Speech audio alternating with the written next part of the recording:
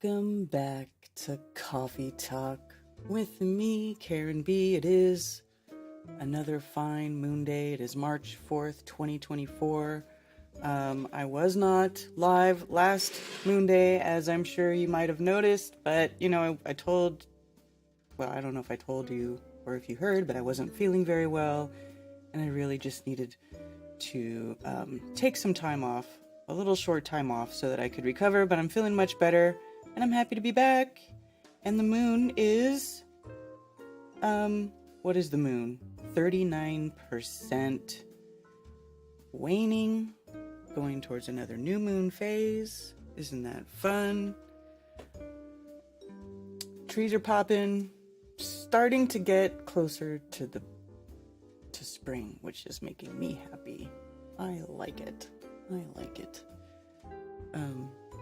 Hello, Rockfin, Psyop within a Psyop, Carrie, any word? You were up all night? You've come to the realization alcohol is necessary for you? You're gonna pickle yourself, my friend. Be careful with that. Your hair matches my beard color? Yeah, my hair matches Ted's beard too. So is that the trend that men go gray on their beard? And then, I don't really have anywhere else to go gray that I'm going to show you. So that's the end of that conversation. Moons 25 Sagittarius. What does that mean? All right. Well, Matrix 6. Good to see you on Rumble and on YouTube's. There's a whole mess of people. Sorry for my long intro, but it's just that type of show.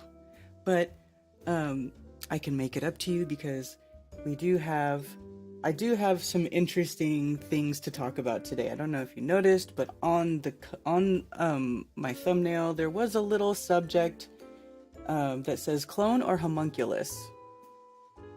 This is just something that while I was taking my little break and hanging out with Ted, and we've been watching Full Metal Alchemist on DVD because he has the whole series, right? So we've been watching the series, and it's very interesting because that series is it's a Japanime type of animation series, and there's a lot of those type of series and movies and stuff, and they have all kinds of hidden occult stuff in them. So some interesting info just happened to come across my path in a very interesting sort of order, which made me think about something that I think is pretty cool. I think we'll have an interesting discussion around that topic today. So let me just say hi to my people in chat. Tommy Tell the Truth, Zulu 1, of course, Earth First, Space Later, Boston Ray, Sue Fanelli. Why did I say Fanella? Sue Fanelli. Why you guys have question marks all the time? That's got to be some sort of inside joke. Benny Boy, hey, what's up? Already had enough coffee for today? Yeah, I'm almost done with the rest of my coffee. I've already been drinking coffee for a minute myself. Redneck Enki? Is that what your name says? That's pretty cool. Alpine Endeavor, Scrotal Detox, Kayla Chesney, It's Rethink. Oh, did you lose your account again, bro? You're so bad about that. Chicago Artist, Marlene Ray. Good to see you all here. Jana, hello. Spicy Sarah. Paige.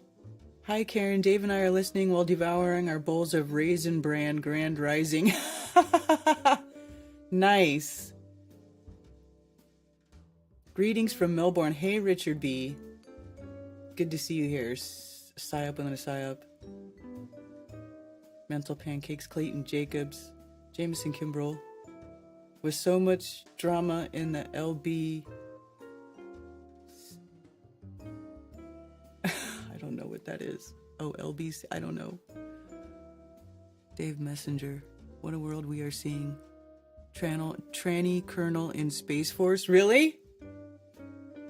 I may have to check that out before I get started on the homunculus talk. Tony Coriolis, Stephanie, Elisa Brittany.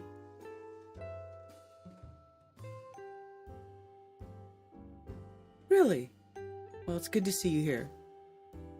There is no flat hand emoji, but there is a flat earth with the sun and moon above. There's a flat emoji in my emojis. Boom. That's why I made one. That's why I made one. Hey, there's Ben. Hail, Ben. Good to see you, sir. You're in the snow. That's right. You guys got dumped on.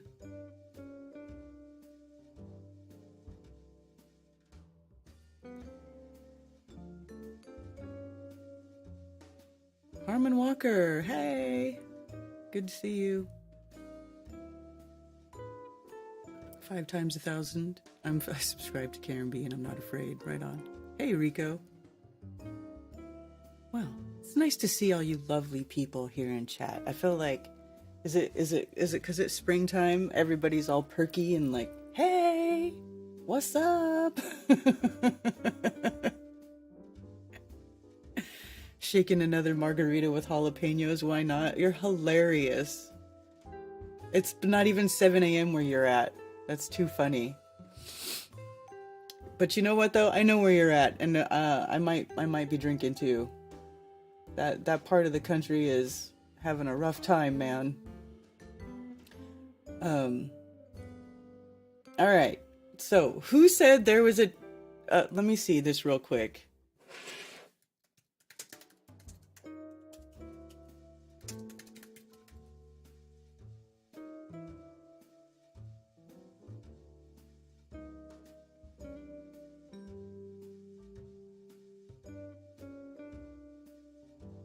Are you guys pulling my leg or?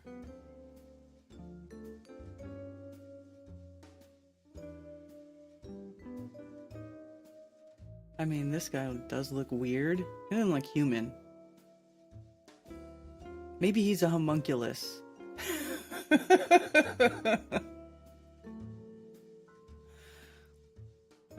Could be. Human or homunculus? That's about where I'm at right after all the stuff that I was looking at this weekend. I'm gonna tell you what. It's too funny. Okay, well hold on. Before I get started, let me make sure my phone lines are open. Just in case, because this is gonna be fun, I think. I hope you I hope.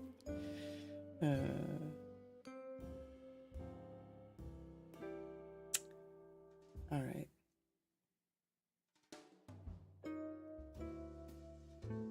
Welcome to the conference. See, I gotta check and make sure all my settings are set up the right way.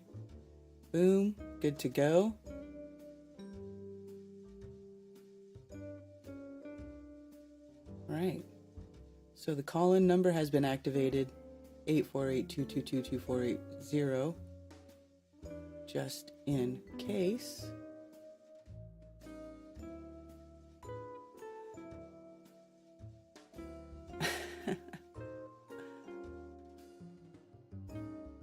I'm in Juan on Juan the homunculus guy in 2 hours. Really? That's a homunculus guy? What do you mean the homunculus guy? Does he talk about that stuff a lot? Because it's trippy. Okay. Remember that video, the Mind Unveiled video that you told me to watch a while ago about the homunculus? I have not gotten through all of this video. It's freaking 10 hours long. Like, there is no way. But I did skip around in it a little bit. And plus, like, of the stuff that, that I've seen recently, I may actually take the time to go and watch all of it. to see what can be gleaned from it. Even though I cannot stand that guy's voice. Oh, now, let's journey into the world of the unknown. Like, I just can't stand it. I can't stand it. Because it doesn't sound like it just doesn't sound like his voice is really like that. It sounds like he's trying to talk like a chick. And I don't like it. Yeah,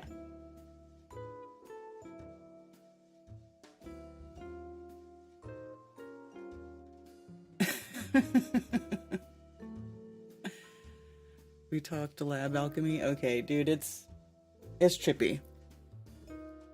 Okay, so first of all, for those of you who may or may not know, let's talk about what a homunculus is. Now, anybody who has kind of been in this, whatever you want to call this is, for a while now, has heard the discussion about people being cloned, possibly, right? Like clones, there's clone labs and blah, blah, blah. And to be honest with you, I was never really on board with that. I was never a big proponent of there being clones. Excuse me. I still have a little bit of stuff, but I will try not to do that too much. But so I was never really like a big proponent of there being a clone lab or clones or people cloning celebrities and blah blah blah. I kind of thought that was a little too sci-fi, right? And I still think it is. However, when you throw this occult stuff into it, like homunculus and alchemy, and when you start to realize that there are things in this world, minerals, substances, whatever they are, that are able to be influenced by humans, right? And humans are very curious and can be very smart and clever, and they mess around with stuff a lot, and eventually they figure things out, or maybe they could have been taught things at one time and then kept that certain knowledge, hidden or occulted successfully. Like, a lot of stuff has been revealed, and I don't think everything's been revealed yet. We think we've unveiled a lot of what's been going on, and we have, but I don't think everything has, right? Because they're still able to surprise us, like they kind of did in 2020.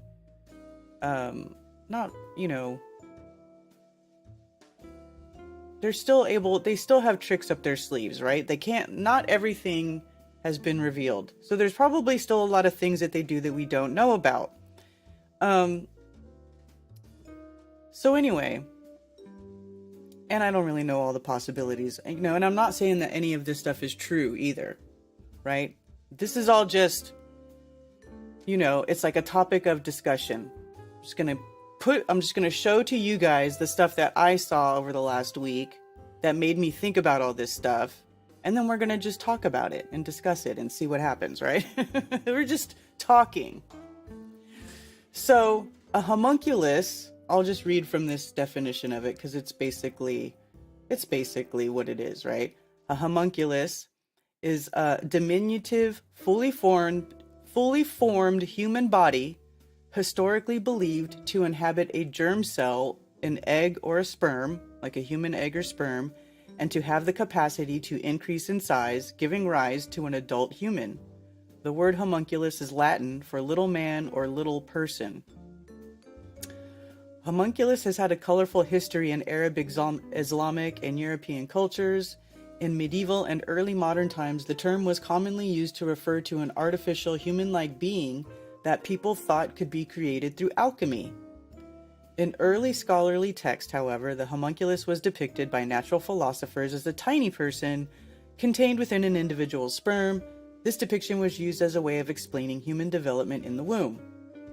In the modern era, the word homunculus was referred as well to a distorted-looking image of a person in which the hands, face, lips, and tongue are enlarged to reflect the relative size of the areas of the brain's motor cortex and sensory cortex that were thought to be devoted to each of those body parts. That and other motor and sensory homunculi, often referred to as a cortical homunculi, became iconic images almost as soon as they appeared in the medical literature, even though they did not accurately represent how the regions of the brain and the rest of the body interact. Now, cortical homunculi, that's not really what I want to talk about. That's this thing, right? So if you search homunculus, you'll see this, but that's not what really a homunculus is. So maybe I need to go find another definition too.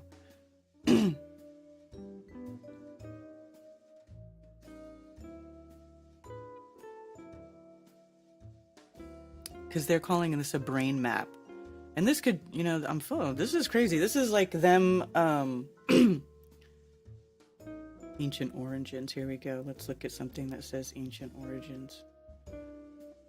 Because, of course, they would be trying to occult this, right? So by putting that cortical homunculi and flooding the search engine with it, that's what people will find. Because whenever I searched homunculus a long time ago, that was the first thing I found, was that stupid thing with the big hands and the big nose. Or whatever it was. Dumb.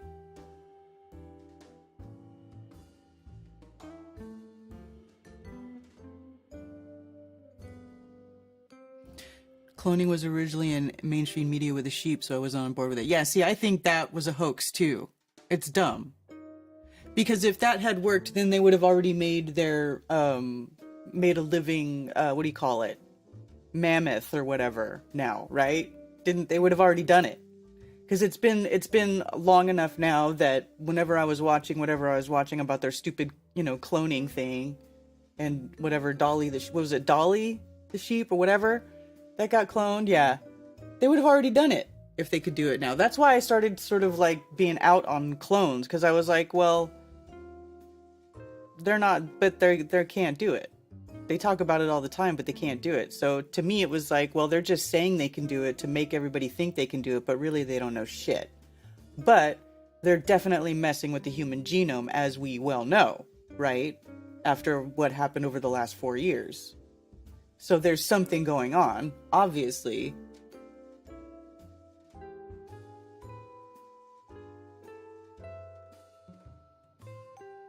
So, okay. So, homunculus, the alchemical creation of little people with great powers.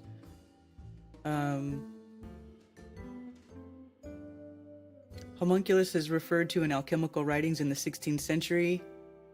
It's likely that this concept is older than these writings, and the idea that a miniature, fully formed people can be created has been traced to the early Middle Ages and is partly based on the Aristotelian belief that sperm is greater than the ovum in its contribution to the product of offspring.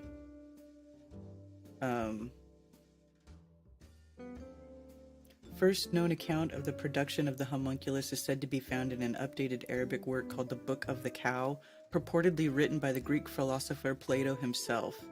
The materials required for the creation of the homunculus include human semen, a cow or ewe, and animal blood, whilst the process includes the artificial insemination of the cow or ewe, smearing the inseminated animal's genitals with the blood of another animal and feeding it exclusively on the blood of another animal. The pregnant animal would eventually give birth to an unformed substance, which would then be placed in a powder made of ground sunstone, a mystical phosphorant elixir, sulfur, magnet, green tusha, a sulfate of iron, and a sap of white willow. When the blob starts growing human skin, it would be required to be placed in a large glass excuse me, or lead container for 3 days. After that, it has to be fed with the blood of its decapitated mother for 7 days before becoming a fully formed homunculus.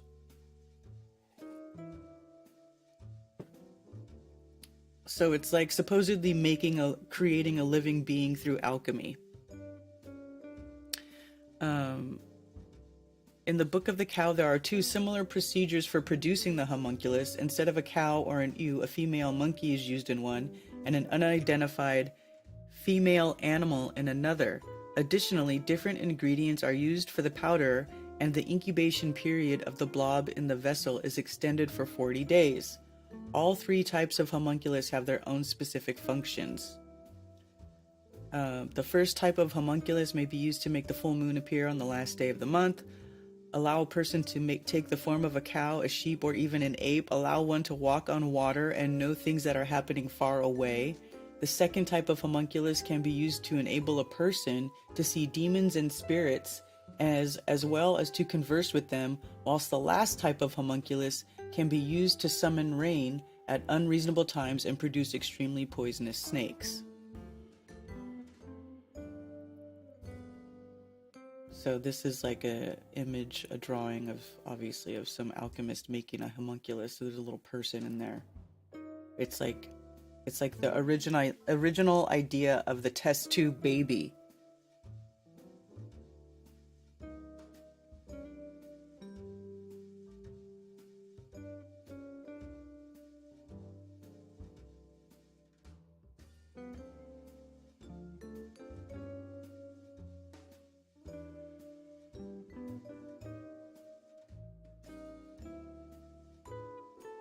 What?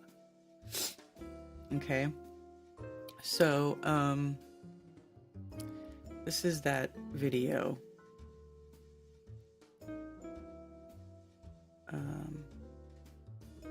Ancient Greek philosophers believed in a form of this abiogenesis or spontaneous, a tiny artificial man created in a jar. It's one of the most searched terms on Google, and in 2016, the term was revived due to viral videos under a Russian YouTuber who insisted he had discovered the method of creating a homunculus. These videos convinced millions, but it wasn't long until they were proven to be fakes. This ended up with the term losing credibility and leading many to believe that this entire subject is just a joke. The idea of the homunculus in the scientific community in the modern day has been denounced as the mere fantasies or imagination of medieval writers in the 17th century. Yet, these mainstream historians are not willing to explore some areas of thoughts on this topic, specifically esoteric secrets, as it is outside their expertise. For this knowledge delves into the science and art of the alchemist. Alchemy is the foundation of modern science, so it's important for one to take the subject seriously, especially when we can read what the scientists of that time actually wrote on the subject. I wish I had timestamps for this, because there's some good stuff in here, but it's 10 hours long. I don't want to watch it all, but yes, Gregory May. I can't stand the guy's voice, but I have to say it is good entertainment sometimes. Red Lion, The Elixir of Eternal Life was a great book. Yeah. Okay, so anyway, as you can see, there are even multiple types of homunculuses described, right? So it's probably, I'm always also a big proponent of I like that, that term, there's more than one way to skin a cat. It's sort of a crude way of saying that, like, there's more than one way to do the same thing, and especially if they're creating them for different purposes, who knows, what they're using. Now, I don't know, like I said, if any of this stuff is true, but it seems to me at one point in this video, they allude to Jesus being a homunculus. Like, instead of Mary, giving birth, like having some divine, what do you call it? Artificial insemination, that what really happened is they grew a homunculus or something like that. I haven't watched it. Ben, you watched this whole video, but it looked like that's what it was saying for one point.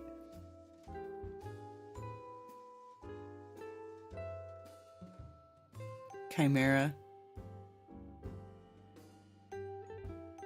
They make a homunculus in that book?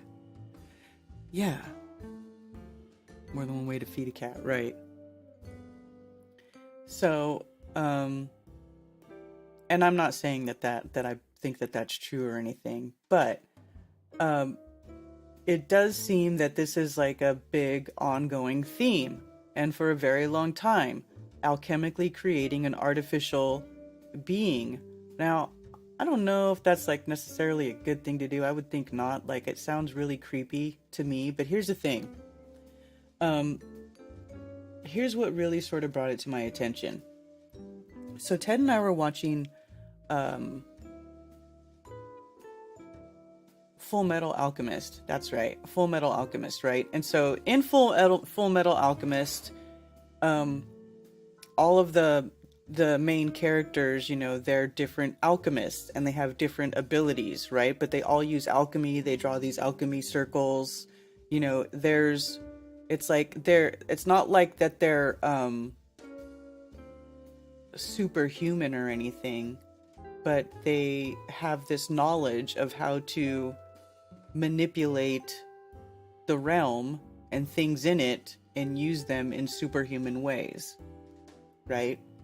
So some of the characters in this story we're at the point now in this series where some of the characters in this story have revealed themselves to be a homunculus, and they're full-grown people in the story, right? And they even have like different intent. Like one is a good homunculus and the other one is a bad one, or it's like it's kind of crazy, but they're full-grown adults. And I was like, what? Oh, and in my mind I was thinking, I thought a homunculus was supposed to be a tiny person, but that's not necessarily so, right?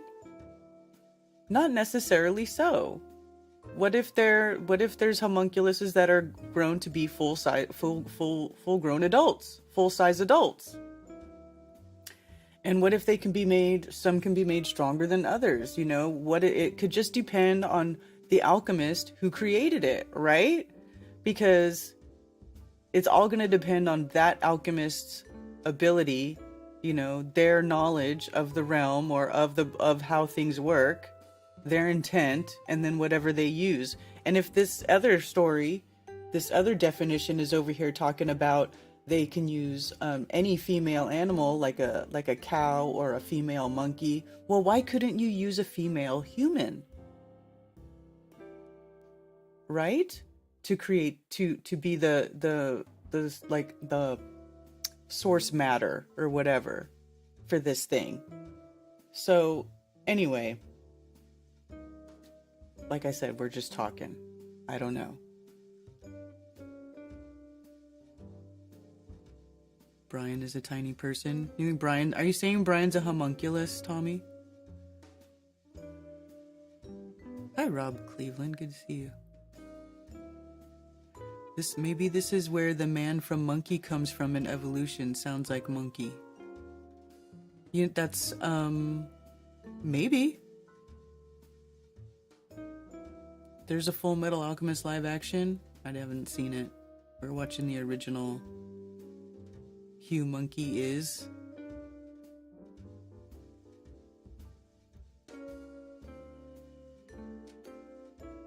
Thank you, Harmon, for the tip on Rockfin. This sounds so disgusting. It is disgusting.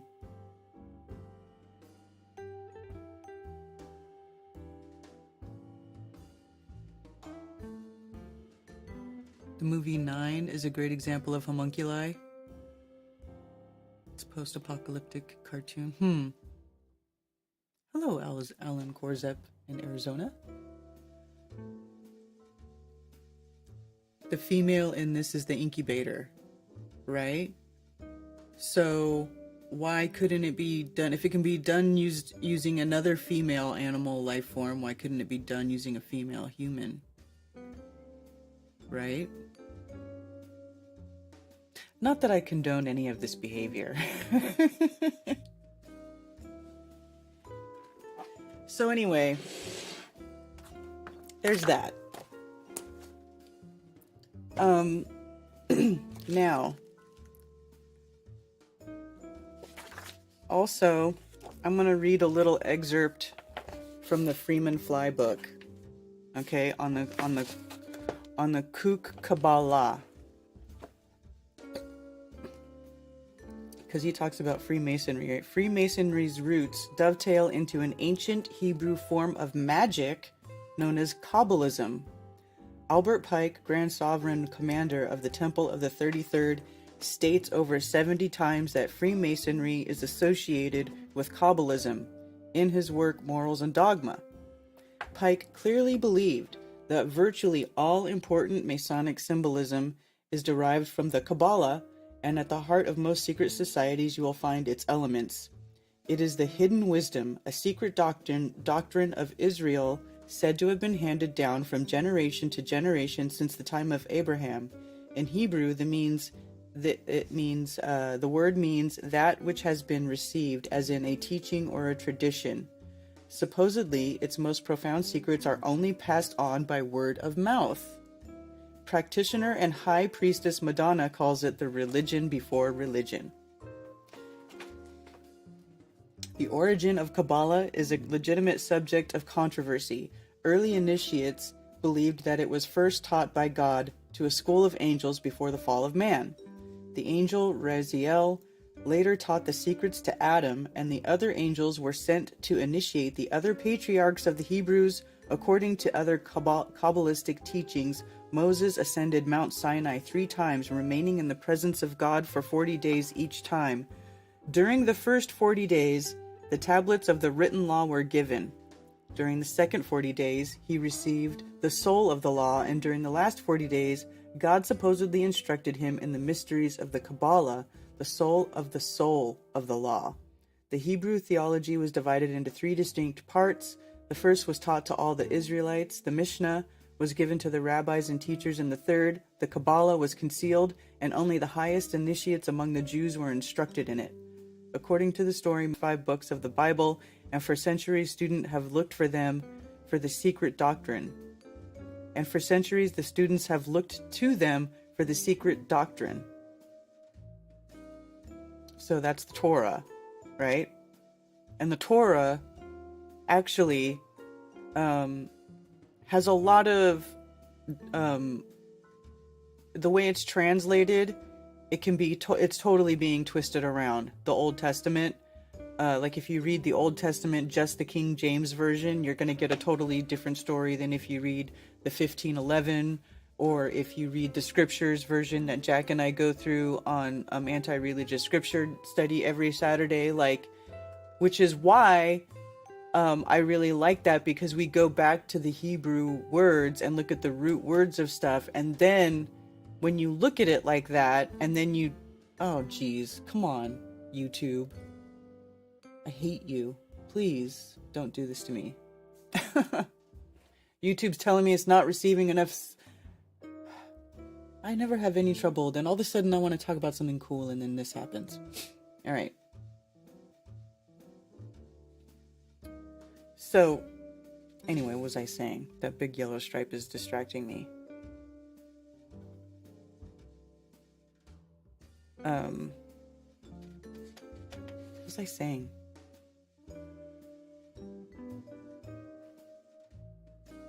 Oh, that's why we go back and look at all the Hebrew, because when you look at the root meanings of the words, then you see that that what is actually said there could be sometimes completely different from the way that it is translated to be. So, and when you look that and you peel back those layers and you sort of take back that, then you see for what it is, and it's much, I don't know. There's a lot to be learned there. So there's that. Okay.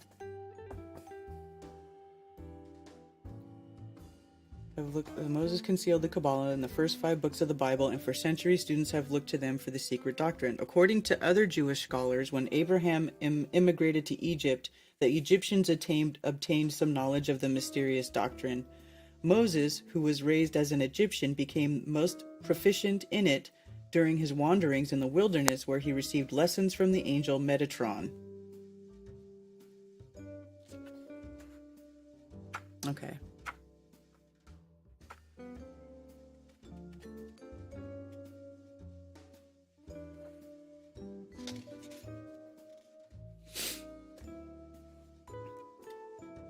So then it says around 590 BC, while exiled in Babylon, a young Jewish prophet named Ezekiel was among the captives by the river of Shabar. There he had an elaborate vision where he witnessed all manner of mystical things, which he struggles to describe with his ancient vocabulary. Ezekiel tells of a whirlwind from the north, a fire enfolding its enfolding itself with 4 creatures, each having 4 faces and 4 wings, who travel in vehicles that are wheels within wheels. He is taken to heaven and sees the Lord seated on a throne surrounded by a rainbow. Throughout the Old Testament book of Ezekiel, the Lord appears to him and abducts him to different points throughout the land to judge people. Anyways. And blah blah blah goes on about Kabbalism and all that kind of stuff. So, anyway,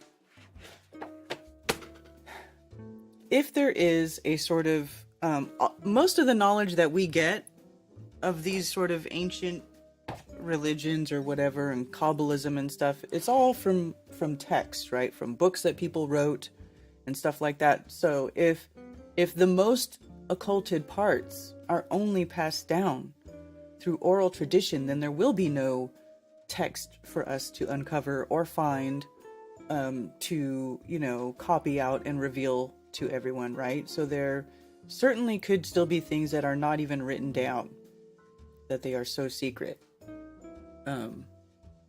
Also the story where Moses stole those secrets and fled Egypt. Right. Right. Okay.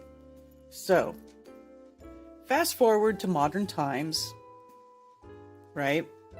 Where we have these secret societies that are tied so intimately to our government and everything else, and sort of any kind of authoritative position, right?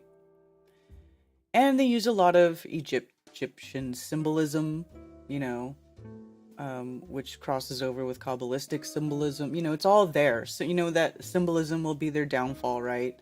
So it's all there. But, so knowing that there's these things like what they were doing, right?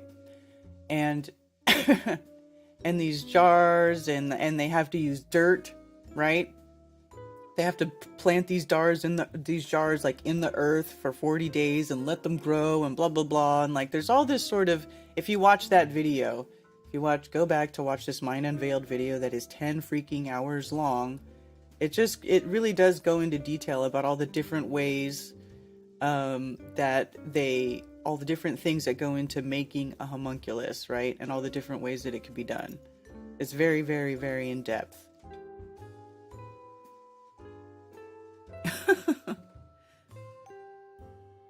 Yeah. Okay, so, does anybody remember? Let's see. Let me find this. See if I can search history.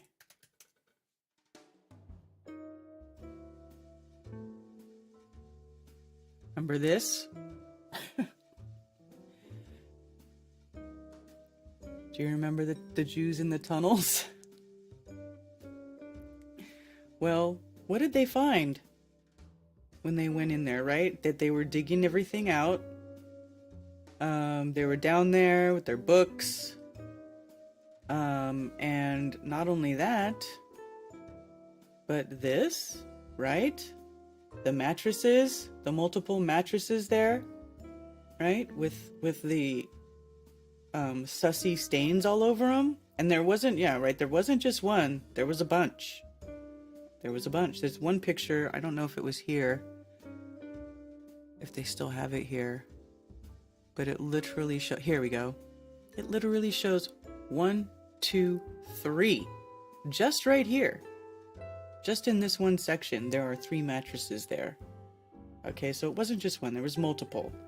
They were doing something down there. Now, a lot of people thought that they were doing, like, you know, pedophilia type things down there or whatever. I don't know. It didn't really... I thought it was really strange because I was like, is it though? Like, this seems really weird. What is this? Seems like even more bizarre than just your standard, you know, like standard. Like it is a standard, but you know what I mean? It just seemed a little bit more weird. And then they go and they start plugging it up. They're like filling it in with cement right away. Why would they do that? What was in there? Was there something in there that needed to be stopped immediately? Right? Like, it's like, what is it? So I found this video. I'm going to play for you guys. And I just want you to take it for what it is, because it's really strange, because I could not find really anything about this video. I don't know who these people are. I don't know what like, I don't know what the name of this podcast is. I couldn't find it because the where I found the video, it didn't say anything about it. It just said, listen to this, right? And it's just the most bizarre thing, because it says, like, it's got like 9/11 with a rainbow, and it says 9/11 is gay on the sign behind him, and I can't be sure what this guy's shirt says, something about Jew. I don't know. But just listen to what's being said here by this rabbi guy, okay? We'll just take a listen. Hopefully YouTube doesn't take me down. Too long. There was one more viral image going around, and this is the one everyone's been talking about. Is this, Dirk just pulled up on screen, stained mattress that was pulled out of the tunnel being carried by members of the synagogue. So there's a lot of crazy conspiracy theories. I don't want to go down any tasteless rabbit holes. But David, if you could, explain why was there a mattress in the tunnels and what is the stain? A lot of folks are wondering, is this stain feces? No, it's not feces. What the is stain it? is blood, and basically we did rituals. I said that before. There were some The rituals stain's merely blood. We do in the tunnels, and sometimes the rituals might involve someone who recently died, and we'll bring him down there, and we're trying to do a ritual to bring back the Messiah, which is a Schneerson, if you heard about him on the news. So he died many years ago, but we have rituals that we believe we can bring him back. And so how do these rituals work? Was that work? the main guy who was sort of instructing on the tunnels? Well, that was a long time. He's like the head. He's the head rabbi, and he's Right. the guy that we look for direction. Right, and the news was saying that he is potentially not passed on. Right, that's right. So we don't know that, so we try to do rituals to try to bring see if we can him bring him back. Correct, exactly.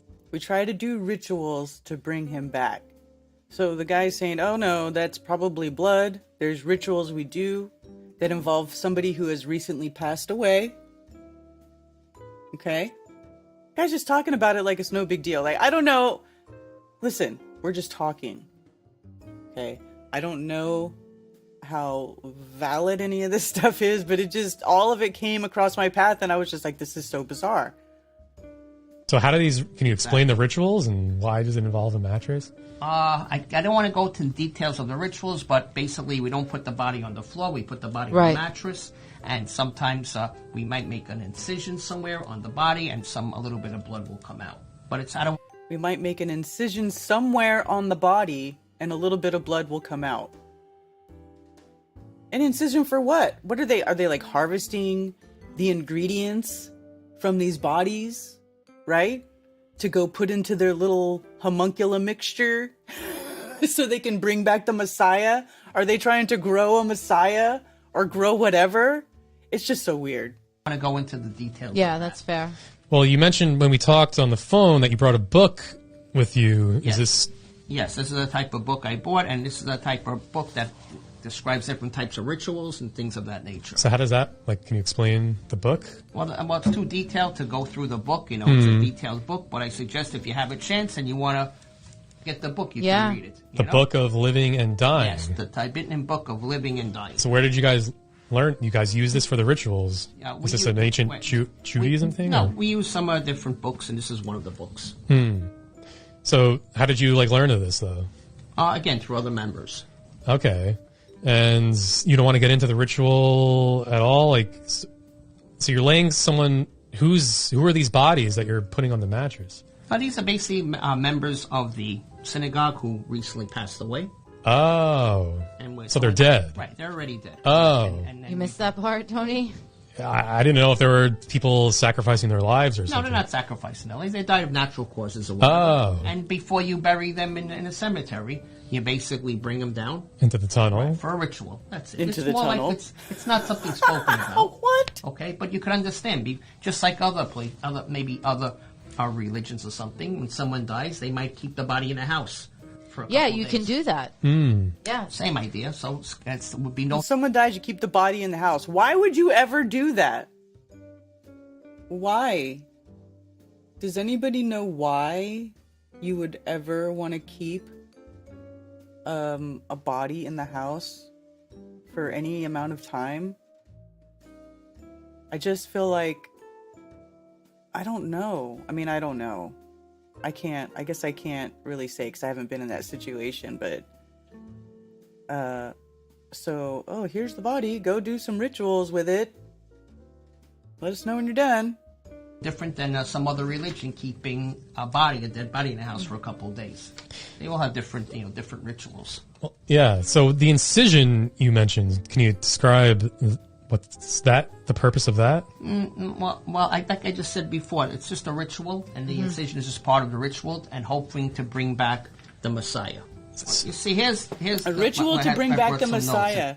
See, that's what's weird. That part is the part that is weird to me. They're like, the ritual to bring back the Messiah.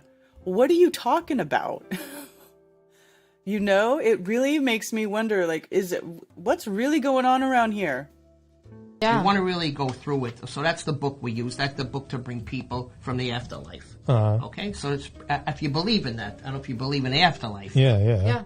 Oh, you do? Okay, Yeah. so if you believe in the afterlife, then fine. Then you believe that many years ago in Egypt, there was a method to bring people back from the afterlife, and we're using that type of method. Okay? And the thing is, like, the ritual itself, okay, is basically what we believe in is to bring that individual back. And we might read some verses from the book.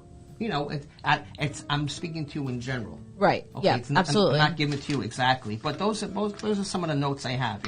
We said every person that dies in a ritual, we try to bring him back, the Messiah. Okay, we know the body is soulless. We know it's, and so you Once they basically, die, yeah. Right. Do you shroud the body? Do we shroud the body, like cover them up? Yeah. We'll cover them up, bringing them yes, but won't be covered up entirely. Fully. Oh, Correct. Exactly. So that's it. So the blood, like I said, see in my notes here, I said the blood's from the incision made in a mattress, and we hope that the Messiah spirit will come into that. That's what we hope for. That the Okay? We Messiah believe, like spirit you will said, come you into brought it up, that. and you know that. That just sounds to me very much like the whole alchemy, homunculus, making a person thing. I mean, what right?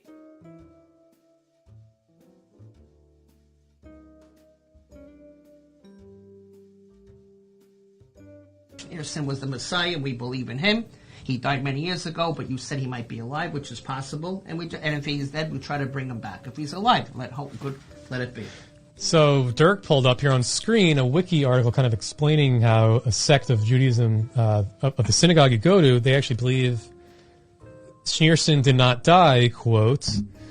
So is it possible... Right, some believe that. Here's the whole thing. Remember, within the synagogue, within the members, not everyone has the same exact belief. Right. Okay, so there is different levels of Judaism, and there are different levels of Christianity, and there are different levels of everything. So not everyone is considered like when you say Jewish. There were some very religious Jews, and some moderate Jews, so forth, and so not everyone has the same. Does the exact bottle say belief. adrenochrome Some right believe here? that he's Like, dead. what is some this believe shit? He's alive. Right. So you're trying to bring him back with this ritual. Some believe he is back. Does that mean the ritual worked? For those that believe that he came back, then it worked for them. Wow. Yeah. For those that didn't believe, it didn't work for them. Well, that's pretty amazing then. So you guys might have brought back the Messiah on Earth. He's living, the Messiah? Anything is a possibility.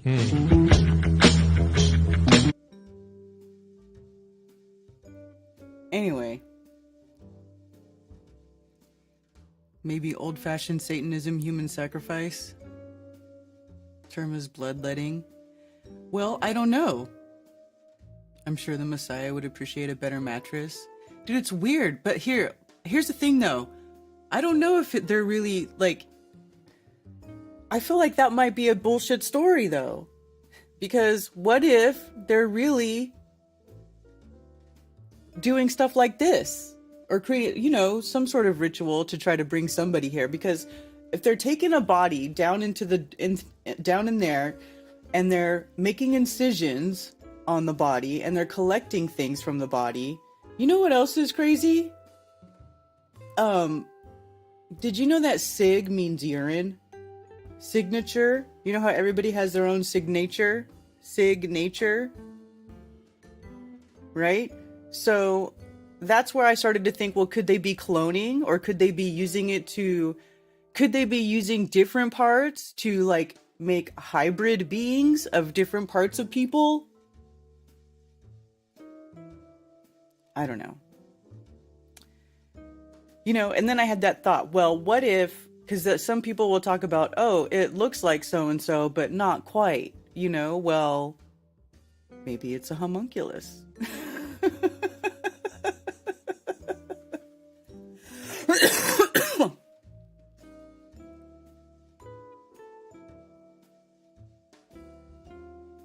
The Jewish faith has that burial in 3 days, no embalming rule too, so yeah, that's what I'm saying.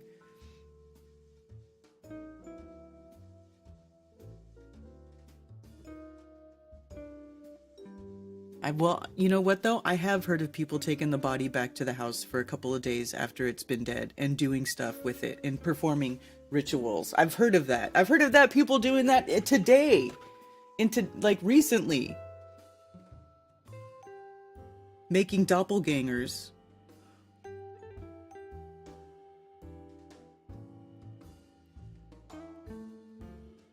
Well, there are certain pre-burial rituals, but mostly on garb.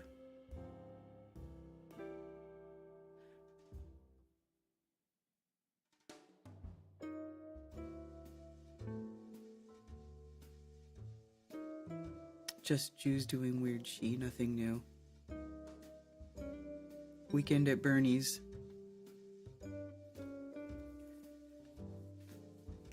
Well, what if that's part of, like, if they call it signature and sig is urine, could that be part of it?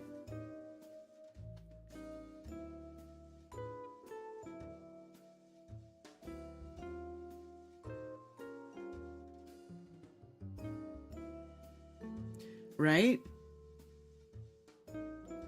So if you take these different ingredients and you put them in your little thing and you use your little, who knows? Okay, so you guys are not as interested in that as I am. They would do it in a special room, not a shanky cellar hidden from the public. Well, I don't know.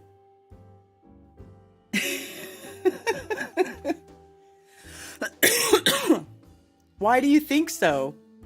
I mean, and we only saw the aftermath of it. We don't know what's actually going on in there. How can they not identify fake pee on drug test if it's like a signature? Well, because they're not looking for it depends what they're looking for. Right? It just depends what they're looking for. Doesn't Amanda say urine contains stem cells? Yeah, they all say that urine contains stem cells. That's the thing. Urine contains stem cells. And then don't they say too, when they age it, like more stem cells start growing, and that's why it starts to turn all those dark colors and stuff? Let's see.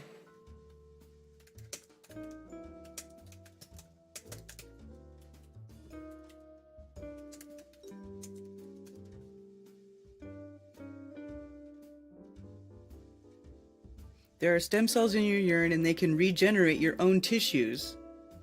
Dude, that's creepy.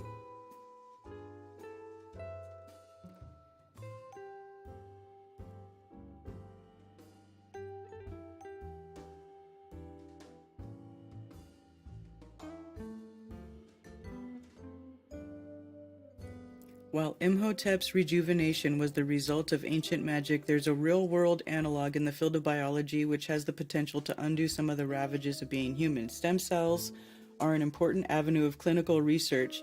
They've even been used to regrow limbs in animals, but they first entered the public consciousness where they were mired in controversy, due in no small part to how they were harvested.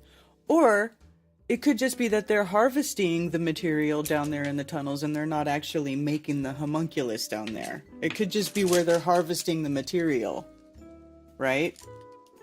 What do you think about that?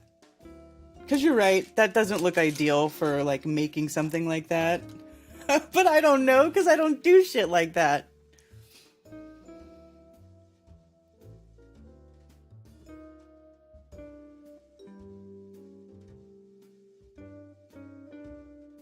Weed in my pee made me miss out on making at least $1 million. Well...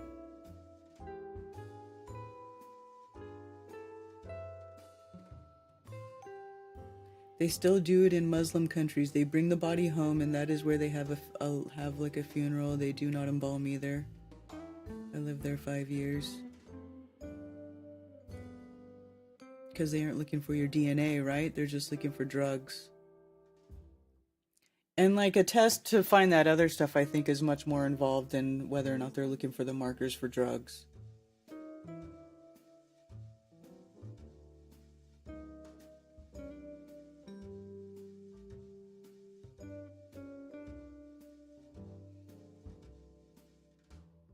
I wouldn't drink my piss, but the good parts can be removed. Well, you know, I mean, that's what urea is, right? Or like murine is made from urine. Murine, I mean, it's in the freaking word. Everybody, you gotta know that they already use urine in modern medicine, but they hide it, they process it, or they synthesize it, right? It's not, you know, just like they do with everything else. Everything else is like a bastardized copy of what nature does. Right?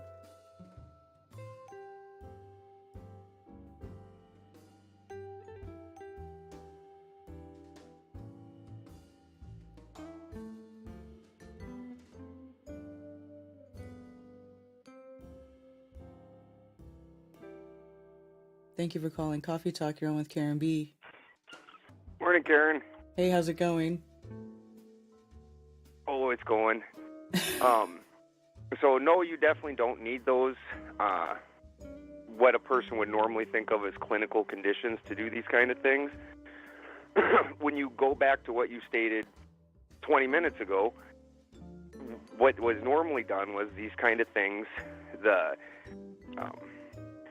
source material was made and then put through an incubation period, which usually included putting it in horse shit, specifically horse shit for some reason. I'm not 100% sure why that is. Maybe because of the temperature that it tends to degrade at would be my suspicion. But you would literally put it right in horse shit, and then you're going to go ahead and inject it into the fetus or into the uterus of some host animal. It definitely doesn't need to be clinical in the way that we imagine it. And then the other thing I think that needs stated is, from my understanding, most of what a homunculus did was what people think a clone would do, where they think a clone would go out in public, and if they get assassinated or whatever, that clone's taking their place. That's magically, that's what a homunculus does, and that's why you need all those pieces of your DNA, of your body, because as you're building this is supposed to act as a target, and magically you're not going off of visual, you're going off of your other signatures. So this ends up becoming no different than, like, if I want to graft, say a sheep that I have dies as she's lambing, and another sheep has also just lambed, and I don't want to bottle feed them lambs. I'll have to take one of them lambs and I'll clean it up, and then I'll go over and I'll just grab that afterbirth, all that nasty goop that's fallen out of her, and I'll smear it all over that little lamb. And the first thing that sheep's going to do is then turn around, give that little lamb a sniff, and now that I've smeared her goo all over it, she's like, no, that's mine, and she'll fight you for it. Like that's her lamb, and that's because of that goo you smeared on there. It's not because of what it looked like or anything else. And so the same is applying when you're talking about a homunculus. Is then when I was to send dark energy of some sort at you, that dark energy doesn't go off visual appearance. It's going to go off of, and we all understand this with wake witches. You're not supposed to let a witch get your hair or your spit or anything else because that's a targeting mechanism. Right, or your fingernail clipping. Yes, exactly. And so these are all the things that are built into a homunculus. And so if that's your targeting system, well then it goes to the homunculus. There you go. That's creepy. Super creepy. But if you had the ability to do that, if you could make like a little fake shield, almost like a Sub-Zero back in the Mortal Kombat game, where he could make like a little ice himself that took the hit instead of you, wouldn't we all do it? I mean, I guess. Especially if you're picking magical fights regularly. Yeah, true that. You definitely want a shield. And the only place where it really kind of starts getting weird is then when you start looking at like the idea of a complex soul getting migrated into such a thing. That's where things really get odd. Because your typical idea of a homunculus is soulless. So really the Jews consider us homunculus, basically. We are just golems. We're golems. We are soulless beings that are just a mass of goo that just walks around. No different than an automaton. Who did you say you really were like that too? The Jews feel that that Oh, about for the us. goyim. Oh, yeah, I hear what you're saying. Yeah. Yeah, the goyim and the golems. The Jews, a golem is just a homunculus. You've just made a little walking around creature that's soulless, and that's what we are, supposedly, according to them. Yeah. So it's not like this kind of idea and all these concepts aren't 100% geared into their religion. And then also the idea of the scapegoat is also geared into their religion, which is what we're talking about here. Something that takes, for them, they're talking about karmic debt, things like that, and then their karmic debt gets paid through this scapegoat, which, they do some trickery, and now all their evil sins get placed onto this thing, and then it gets sacrificed, and now they're the good thing. So all these concepts are already built into their religion. That is true. So it shouldn't be surprising that people do things like this, at all. And what I was saying in the chat, there is another story where Moses was a renegade, and the reason that they were chasing him out of Egypt, he didn't flee Egypt like the oppression, that he stole all those secrets, and he wasn't supposed to have them and pass them on, and he stole them and then fled Egypt with them. Yeah. So Totally possible. pretty fascinating. It is. It's very interesting. It's very interesting, especially when you start to for me anyway, because just when you see how the things that they've done to everybody, how they've put everybody under sort of this mass hypnosis, this mass delusion, they definitely have to be doing something outside of what is generally taught as normal, right? They're using some sort of magic or witchcraft or trickery or something. Yeah. Right. Yep. This is why even in the ancient times, the kings were allowed to have mages. Nobody else was. Right. They've always been pretty open about, no, that stuff's for us, not for you. Right. Not for the muggles. You don't get to play these games. Not for the muggles. Yep. They don't want to, And if this is honestly just on a magical version of we can have guns, but you can't. And that we see that all over.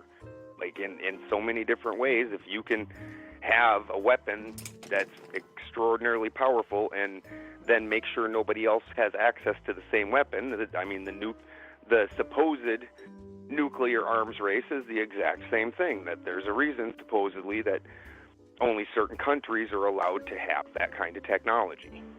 Like, we can have it, you can't. Right. Yeah, that's interesting. It's funny that you brought that up too, because I was looking into the some old books about the nuclear bombs being a hoax. So I have to get in. I haven't read it all yet, but I just started downloading it all. I was like, oh, I'm gonna get into that too. and then I was gonna buy a book too that some guy wrote about how let me see what it is, about how atomism, like, let me see, it's still in my, what is it, The Case Against the Nuclear Atom by Dewey B. Larson. Oh, Dennis gave me that. Yeah, really?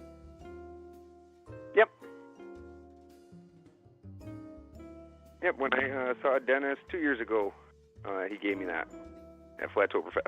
Oh, that's cool. Maybe I have it too then. I'll have to go look and make sure I don't already have it. Yeah, it's not a very big book. No. It'd be fairly easy to pass up. It's a fairly small, not really much bigger than a pamphlet, like maybe 90 pages, 100 pages, something like that. Mm-hmm. Fairly small.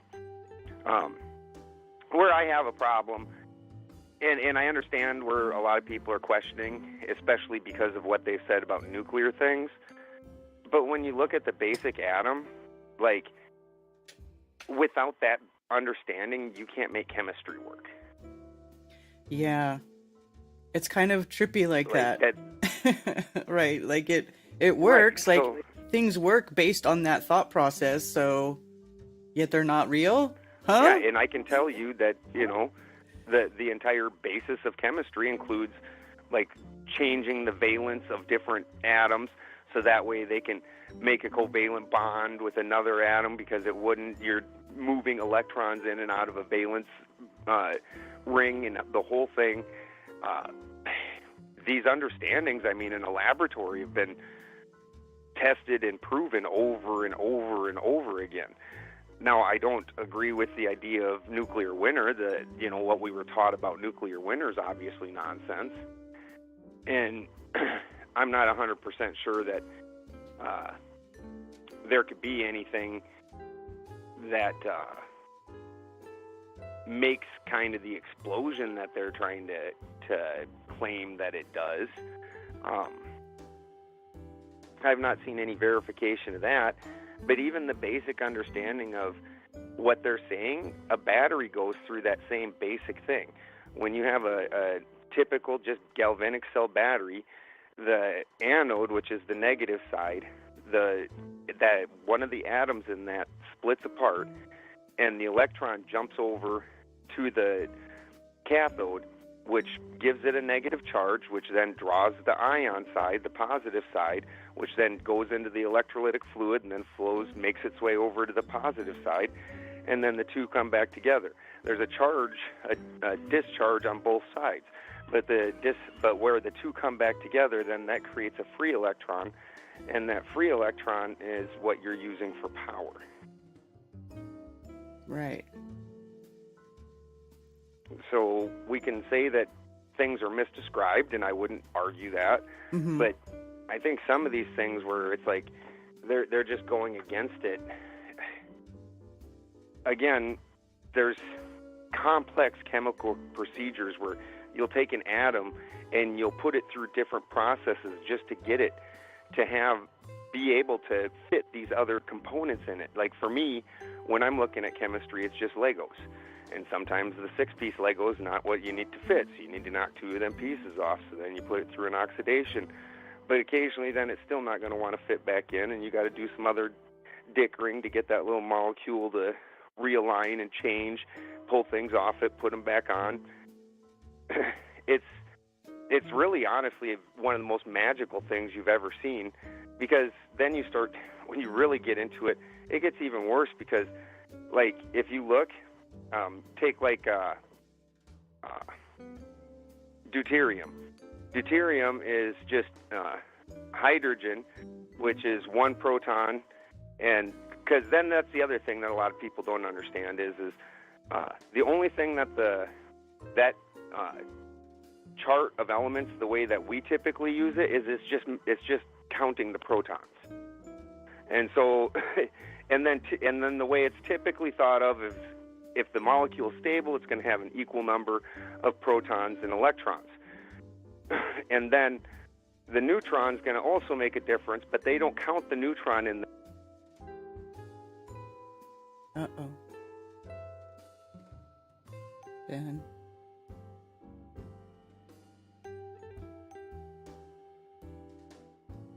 Did I lose you? It'll deteriorate into helium too. So then it's got two protons now that it's lost the neutron.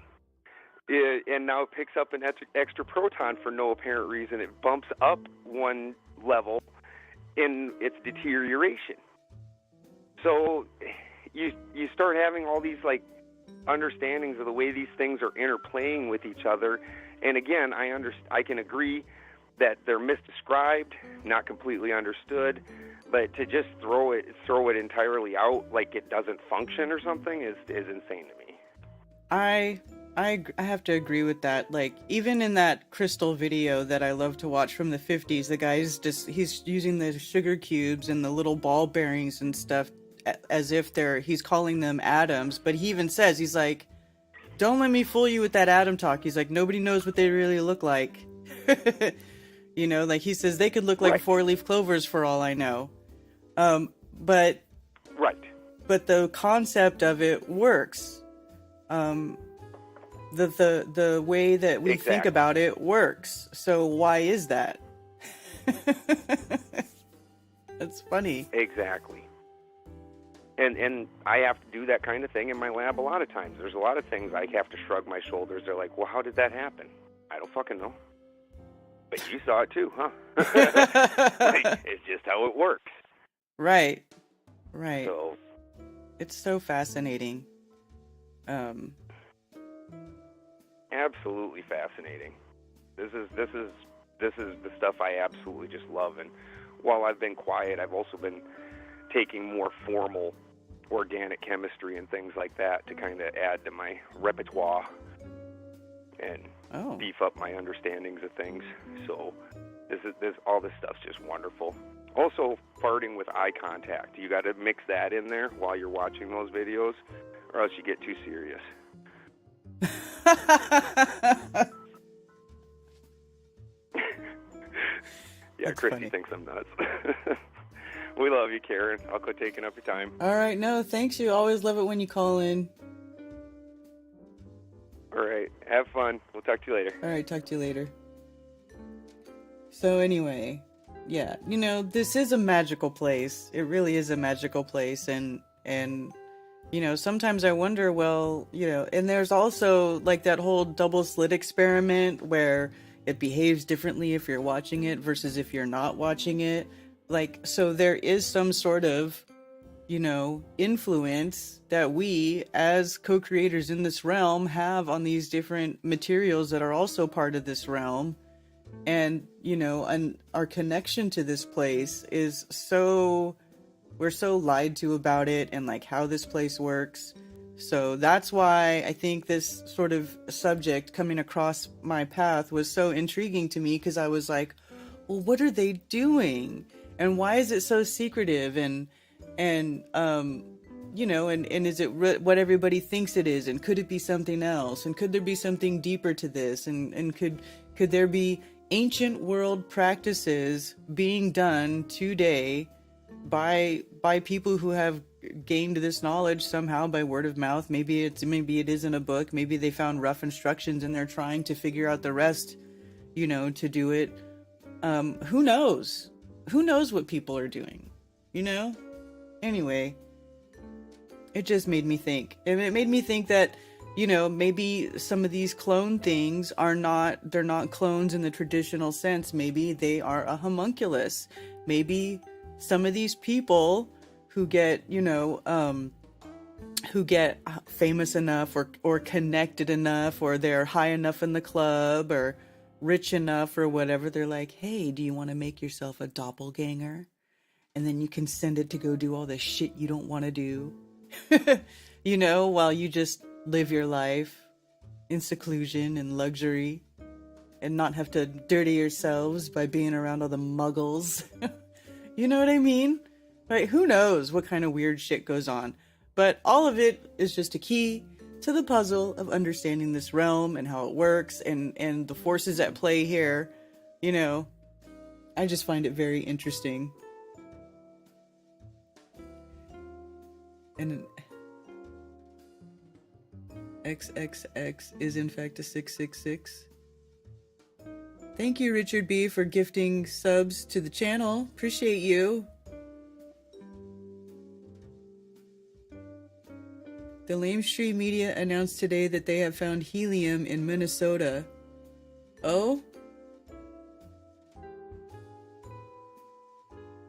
Maybe there is helium and it's causing the earth to rise.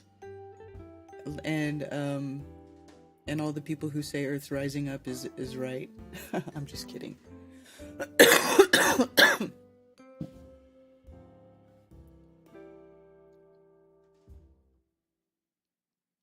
If you want to look at how this place works to get cycles, yeah, I agree.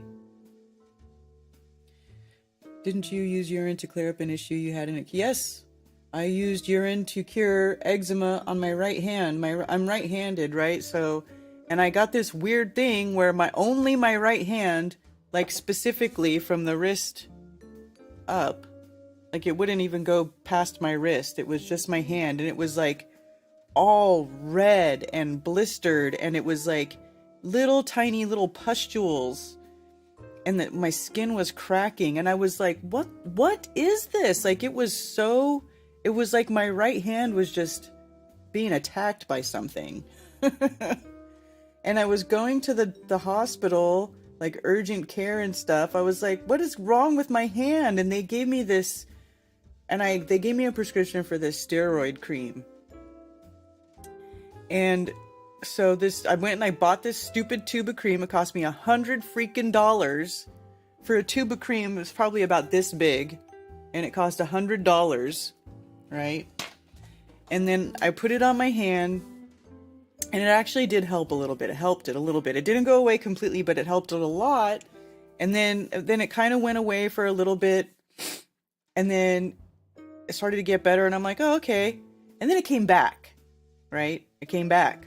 Like later, and I just sort of struggled back and forth, like using this steroid cream. Like it would come back, and I just, you know, would put the steroid cream on, and it would go away, but then it would come back. Like it wouldn't get rid of it. Like it was just an ongoing issue. And I'm like, I'm not gonna be putting this bullshit $100 cream on my hand like forever, right? And I woke up one day, and you know, I had already. This was years ago, by the way. This was like back in like 2016, maybe 2016, I don't know, 2017 maybe. And that's when, and I had already heard people talking about urine therapy and blah, blah, blah, blah, blah, right? Well, I woke up one morning and my hand was like cracked and pussy, and like, it was just like so painful, like unusable. My hand was unusable. It was weird. And I just said, you know what, screw it. And I went into the bathroom, and it was my first pee in the morning, and I stuck my hand between my legs and I peed on my hand. And I can't tell you how how instantly soothing and instant pain relief. Like it was like my hand was on fire, and then when I peed on it, it was like, ah. And I was like, I couldn't believe how it made it stop hurting like almost immediately. And so I just left. I did that. I just let it sit there for a little bit, and then I rinsed it off, dried it off, and I did that for like 4 days, and then it went away. The eczema completely went away. My hand healed. By the end of the week, my hand was healed. My skin was back to normal, which was faster than the steroid cream, and it never came back. It never came back. After that, I had never had an issue ever again. My right hand to this day, ever since then, has been just fine. But for like 6 months, I couldn't get it to go away using this stupid steroid cream. And then I peed on it, and it was like, ah. So now I tell people, if you have a really bad skin problem, seriously, pee on it. Pee on it. See what happens. Pee on it! Thank you for calling Coffee Talk. You're on with Karen B. Hey, how you doing, this Harmon? Hey, good, Harmon. How are you? Good. They just you guys brought up talking about helium and stuff like that. I've always been such a person that helium is not a noble gas. It's something man makes. And if you go back, I don't know, what's your opinion on that? I have no idea. Why do you think it's man-made? And so, because have you heard the story where it comes from? Have you heard where the scientists say it come from?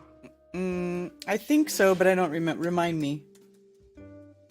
A giant star hit our area one time, billions of years ago, and it embedded into our rocks and stuff like that, and whatever. It came from a helium from a star. Oh. And well, they also say that a meteor hit us and gave us water too, so they may say all kinds of dumb shit. But I'm saying so for them to believe that natural gas and water isn't H2O either, so that's part of their evolution theory too. Did you see a video Dave put on his short ones, like on the YouTube channel of his Sun Moon Talk app, where he does like that, where a guy named Steve Young is a physicist and he's figuring out that water is not H2O? No.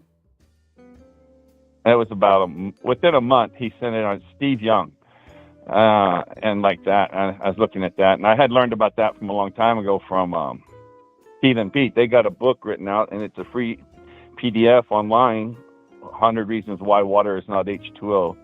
So all that stuff is like that. And then say like helium right here. Then I go back and study helium, and they do the same thing. It's a fear factor. We're running out of helium. We're running out of helium.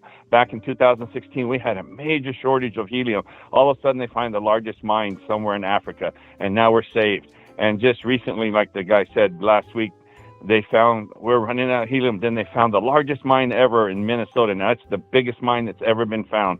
And I went back 30 years, and there's another story. Oh, we're running out of helium. So this story, perpetual running out of helium, there's more to it behind what we know, because they always do a fear factor. Then at the last minute, they find a new source. So I just mean because I've been looking into helium, I see all that stuff. Well, and, it could just be something that the Earth makes, just like oil. Like, remember, how like the same thing, like they'll drain an oil field and then they'll go back and then there's more oil. Well, the Earth could just be making more. Oh, the helium drained out. Well, the Earth made more. No, the helium, I think, is totally okay. Like, you think oxygen's in the air, right? Well, I think that, I don't know. That's what we're told. There's oxygen and nitrogen and water, vapor, whatever they say is in the air. And they say but you believe you breathe oxygen when you breathe in. Well, I think it's more nitrogen than oxygen. Everybody says oxygen, but there's more nitrogen than there is oxygen. So I don't know. It's a mixture. And it's neither. It's just air is just air. Water is just water. And that's all part of the evolutional theory, is their mixtures and stuff like that. All comes from evolution, just like the ball Earth is part of evolution. But how does that have to do with evolution, though? I don't get, what does that have to do with evolution? Everything in their scientist things comes with evolution. the water breakdown, the photosynthesis, all that is part of their evolution. That's how it works. It's all part of their story of evolution. Don't you know the Earth is part of evolution? I just In their ball theory? I don't see how different elements being what they are has anything to do with evolution. I'm having a hard time. Okay, with that. oxygen. Oxygen's in a tank, right? We know we can contain it in a tank. Under pressure, it's a certain pressure, right? Mm-hmm. Okay, so you have this oxygen. Let's say you got the tank sitting right there, and you open the valve, and it comes out into the atmosphere, the atmos, right? Mm-hmm. What does it become? You think that's oxygen now in the air, or it just becomes part of the air again? Just air. Just like ice melts, it just becomes water again. Okay. So I'm just saying, where so many people thinking this and doing that, it presupposing that something is something just because we've been told by these same scientists that tell us we live on a ball, you need to question it. I think helium is man-made under your alchemy type stuff. They know how to make helium. They know how to make all the gases. I don't even think there is such thing as radon. They got this machine that sits there, and radon's supposed to be the heaviest one. That's why it's in basements and all that kind of stuff. And they have a machine that's preset already how to detect it. So it's already preset at that level. Oh, there it is. If you look into their machines, it's just a gimmick. Just like when they put the thing at your doctor's office and they put it on your finger and they say, oh, look at your oxygen level. All it has to do is light going through your skin. It's just a scam. Of course, that's my opinion. Mm-hmm. Okay. And I just wanted your thoughts on some of that. Well, I don't know, because we can still use these things going under what they tell us, just like what Ben was saying earlier. Like, you know, and then these things work. Like the Brown's gas machine that I have, where that guy George Wiseman, he introduces an extra hydrogen molecule into the thing, and it can make up to 100% pure hydrogen. It's because it's extracting it from water that is in the, you know what I mean? Like, that's based on water being H2O, and to the point where I can even, you know, put that machine up to 100%, and it will put out pure hydrogen that is flammable, and I can put a welder on it. Like, I literally can set it on fire. I filled a bubble with the hydrogen gas, and I poked it with the flame, and it blew up. It made a hot popping sound because it was no longer just regular air. It was highly flammable hydrogen. So how are we able to do things? You did it? And because I use my machine, my Brown's gas machine that George Wiseman invented, where you put an electrolytic solution inside the machine, and it's also got water, and it's based on H2, water being 2 hydrogen and 1 oxygen, you know, and it sort of, it splits it and all that stuff, and it makes this Brown's gas that you inhale, and it's like, I mean, you know, so why does that work if water is in H2O? You know, so I have a problem with people saying, well, that's not bad. Fabricated. With his fabrication, he added stuff to it. It has nothing to do with that. No, there's nothing being added. I don't add anything to the machine. There's nothing being added. And does the machine have metal in it? Does the machine have metal in it? What do you mean, does it have metal in it? Well, like, the outside of it is. I don't know what it looks like inside. Does it process to a metal situation? No, it's like, you have to turn it on. It's with electricity. Right. I understand that. But where's the water setting in? Inside the machine. And what's the machine made out of? What difference does it make? Why is he able to get a predicted result if water's not H2O? Let me explain. If the electrodes is doing through the metal, it's inside the machine. Inside metal, we know you get hydrogen from that. What do you mean? Not all metal has hydrogen. What do you mean? How do you get metal from hydrogen? When you do it with electricity, you can get hydrogen out of it. Yes, you can. Just metal. When you use electricity. Just metal. With electricity. Did you put electricity in it? You said you do electrical charge. Yeah, you have to turn it on so it works. And what? And is it going through but it the doesn't metal? work if it's empty. So it can't I be just the understand that, 'cause metal. There's a process, and you have to have the water in there as part of it. Ben, help me. Electricity into water, it's pretty simple. 11:11. Anyway, I just saying He it's says man-made. you uses metal, It's but you can use oxygen's not anything in the that air. can carry a charge. Well, I don't know. I think Especially that's iron. debatable. I think that's debatable. I mean, because it's like, you know, we know that we're too much of technology and stuff is based on the understanding of these different elements that have different properties. So, you know, I know it going against the elements and being noble gases goes against a lot of the stuff you guys believe. how But so? they're man-made. How so? How though?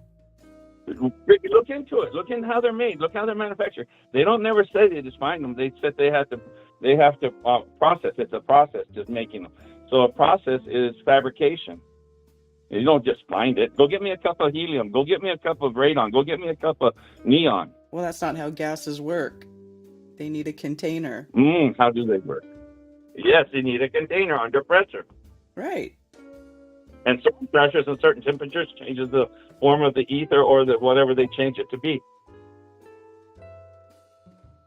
Say that last part again. I didn't hear you. Everything comes under the pressure of the container between temperatures and between how much pressure they cause it to be will change the pressure of what I call the ether. You take the ether and you put it in a container and you can manipulate it.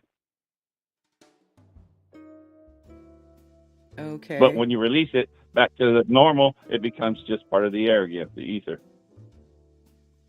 I don't think that's how ether works. Well, that's just my opinion. I think the ether is the air, just like water just comes from water to the air. Air and the ether are the same thing, water. And that's just the way I think it works. Well, or air and water exist in the ether. I think they're one and the same.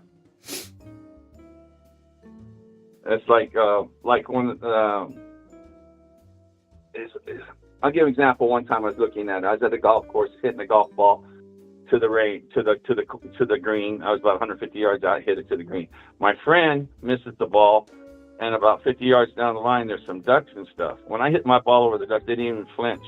But as soon as my friend bladed the ball, before the ball was even close to them, they knew it was coming and they started running. And I think that's like some kind of way the ether works. I think just like when going through the oceans, when whales can communicate all through the water, it's just communicating through the ether, the powers of the ether. You know, where they communicate underwater. It's the same as the animals communicate above the water in the ether. And we should be able to communicate that way too. Well, we can. I know, but we should be able to do it at will. Well, it's just that nobody has ever nobody's taught that they can do it. So it's like that Right. that part is never used. That part of us is never used, so it atrophies over time, and so people can't. Well, you know, the birds do it. Huh? I said birds do it, animals do it. I see them use that, and you'd call it the ether different, but I call it the air just ether, and they communicate through the ether with its properties.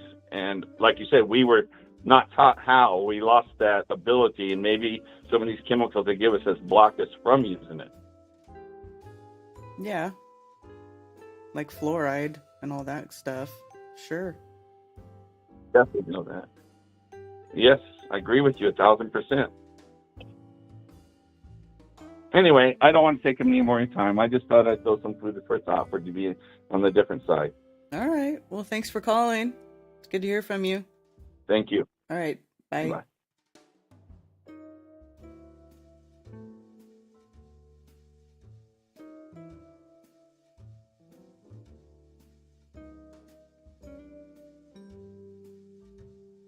So this says helium is Natural radioactive decay of heavy radioactive elements.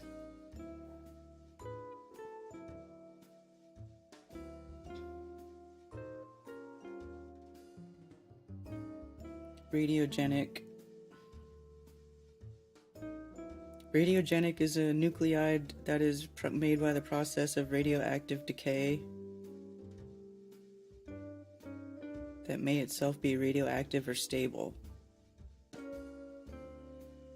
Helium is trapped with natural gas and constant. So deep underground. I thought I had heard that before, that it is like in the natural gas reserves down deep underground, that in there is helium, is the gas that is filling up the rest of the chamber, because it's a byproduct of whatever the earth does to make these different things. It's like, I don't know, for me it's like, I just feel like this place, that this realm just has a certain set of is made of a certain set of things, right? Ingredients. Do we know what all of them are? Maybe not. We know what some of them are and how they work, and they're put here in this realm for us to be co-creators with. These are all just materials, they're all for uses for us. That's how I see it. And so knowing how, maybe finding natural helium and what it is and its properties, well, from there, then you can kind of figure out how to create it. It's just like, and humans, everything we do is imitating nature, right? So why wouldn't we just continue to imitate nature and then learn how to make it? Do they know how to make helium? Or process it?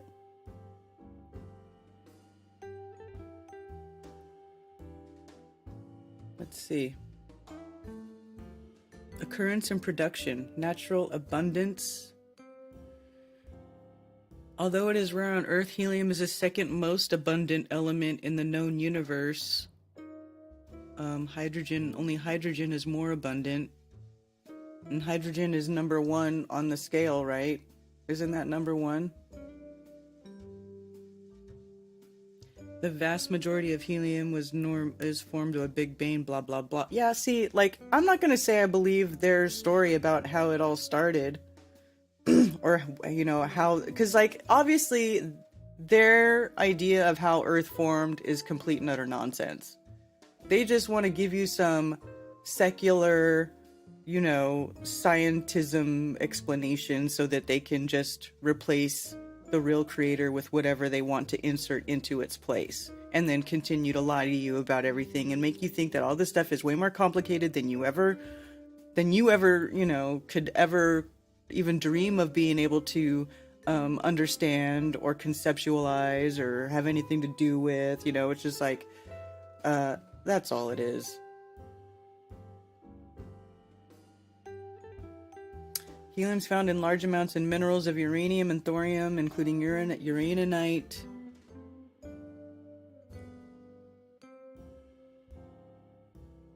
So, if they find these minerals that have high, that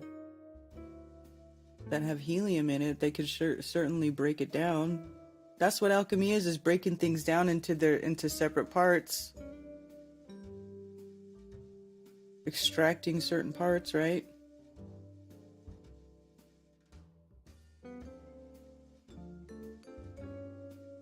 Meteoric iron.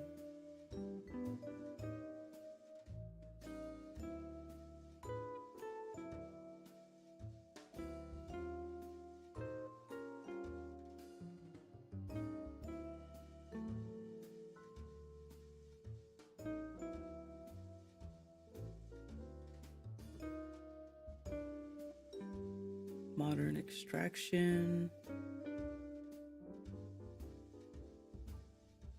Fractional distillation from natural gas, which can contain as much as 7% helium. Since helium has a lower boiling point than any other element, low temperature and high pressure are used to liquefy nearly all other gases, mostly nitrogen and methane. The resulting crude helium gas is purified by successive exposures to lowering temperatures. in which almost all of the remaining nitrogen and other gases are precipitated out of the gaseous mixture.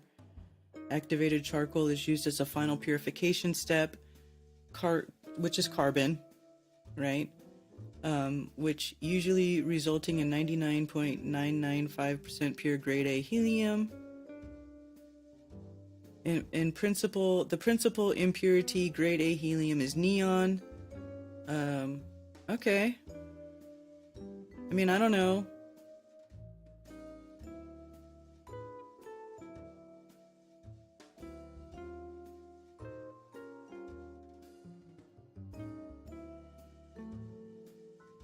Helium is used as a protective gas in growing silicon and germanium crystals in titanium and zirconium production, and gas chromatography because it is an inert.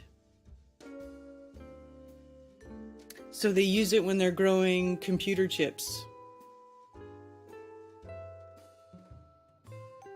When they're growing crystals made for technology as an inert gas to get them, probably to get a more perfect crystal growth. You want something that's not like oxygen. Oxidation is a big problem. Like usually when crystals are being formed, it's like they have to be in a slurry. They can't be in around the gas oxygen because oxidation will happen, and it causes problems. Look up nuclear decay chains, please. Okay.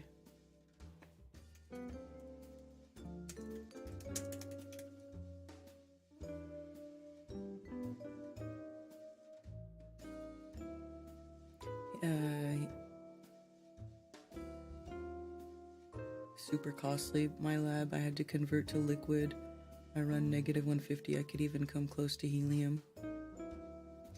Takes negative 450 to bring back to liquid and separate out. Jeez.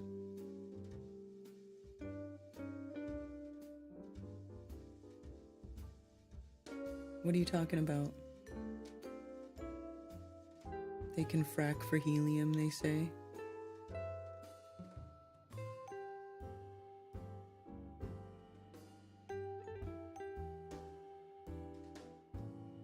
Helium discovered in Minnesota as U.S. supplies dwindle.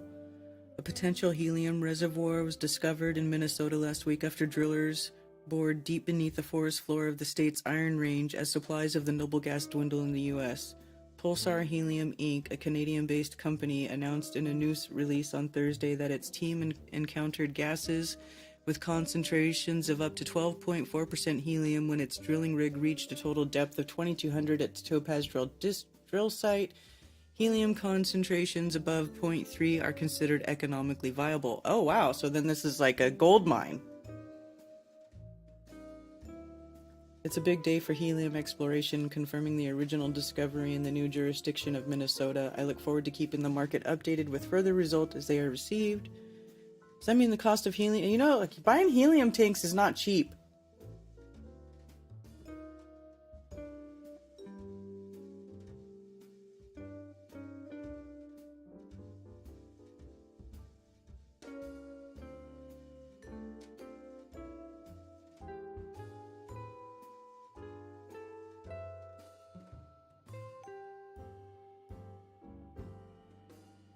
Helium's unique qualities make the gas an important and desired resource. While known as a lightweight gas that can fill balloons and blimps, helium can also take a liquid form that acts as a coolant for superconducting magnets needed to operate MRI machines, and in the manufacturing of semiconductors. The gas also has applications in the defense industry, from rocket engine testing to air-to-air missile guidance systems and more. Oh, fantastic.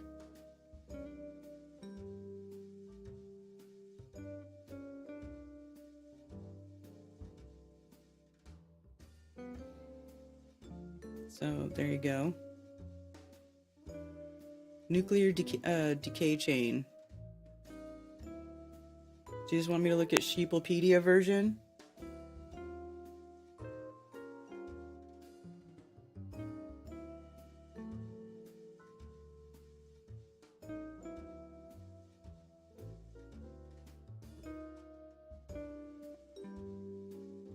add helium to my argon mixture when welding thick aluminum.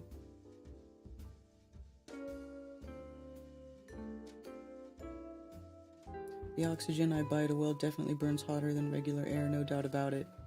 Right? So it's like, so then these things must exist then if we can isolate them and use them for different things.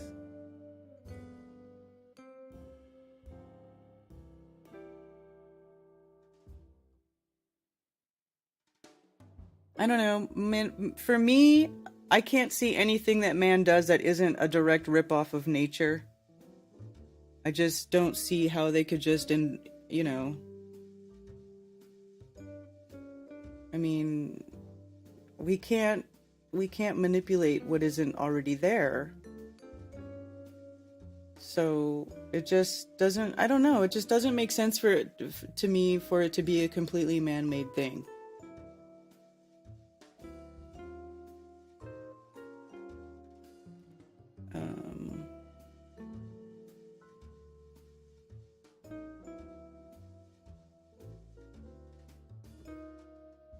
Radioactive decay is the emission of energy in the form of ionizing radiation. The ionizing radiation that is emitted can include alpha particles, beta particles, or gamma rays. Radioactive decay occurs in unbalanced atoms called radionuclides. Elements in the periodic table can take on several forms. Some of these forms are stable, other forms are unstable. Typically, the most stable form of an element is the most common in nature. However, all elements have an unstable form. Unstable forms emit ionizing radiation and are radioactive. There are some elements with no stable form that are always radioactive, such as uranium. Elements that emit ionizing radiation are called radionuclides.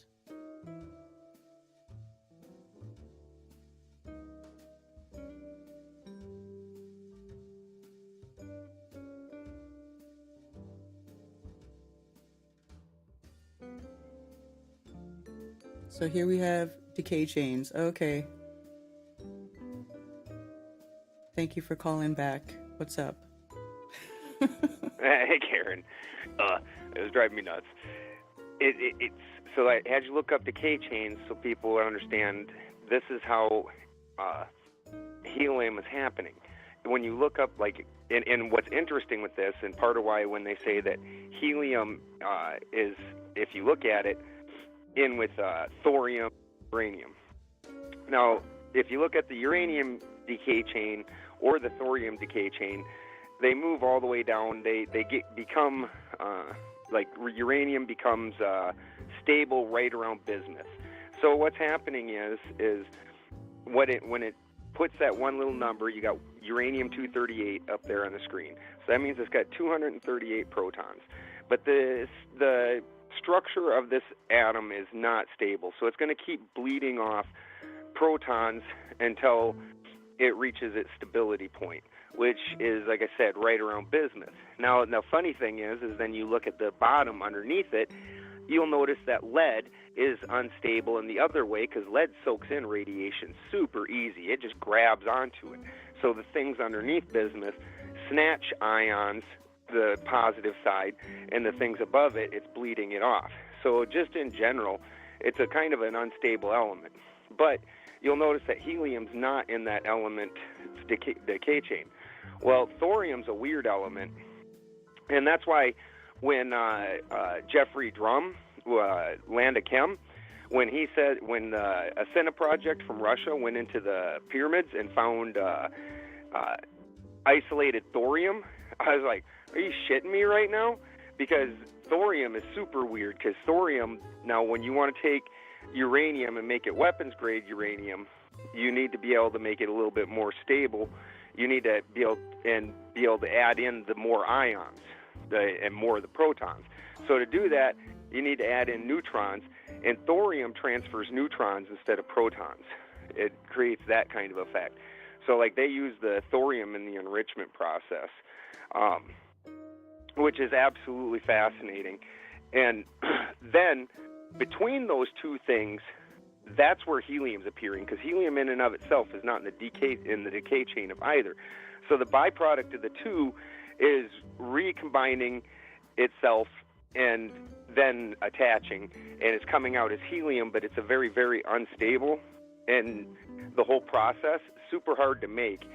And then, like it was saying, unless you're getting it in a pocket where it's already almost just a rich abundance of it, in order to try and grab it out of the air, it's negative 450 to try and bring helium down to a liquid state, which is absolutely insane. I run at negative 150. I don't even know how they would get to 450. And what kind of cost that would be. Like, because the same process works for plants, the same process works for everything. We're just converting it into different states and bringing it back down into different states. It's really, once you start doing it, it's not as magical or as complicated as it seems. It's really, like anything else, it just ends up being boring and simple. You just got to do it a little while. But this is where all of this is coming from, is from these things interacting and interplaying. And this is where the whole hydrogen is God cult thing comes out of. Because once you start looking at that, hydrogen's one proton, one electron. Every other element, as we understand it, is just adding on an extra proton. And now it's a whole different thing. And so figuring out how to make that happen is the whole game that we're talking about here, because when you talk about that whole damn word quantum, all quantum means is you've broken it down to its smallest identifiable part. So if it's a piece of uranium, it's got 238 protons. It should have so many neutrons. It should have so many electrons. And if you vary that in any way, it's no longer uranium-238. It's no longer identifiable as that thing. It's just broken up into these other bits and pieces. And that other fellow that called, yes, the AquaCure machine does use the metal as electrodes, but literally anything that carries electricity can be used for the electrode.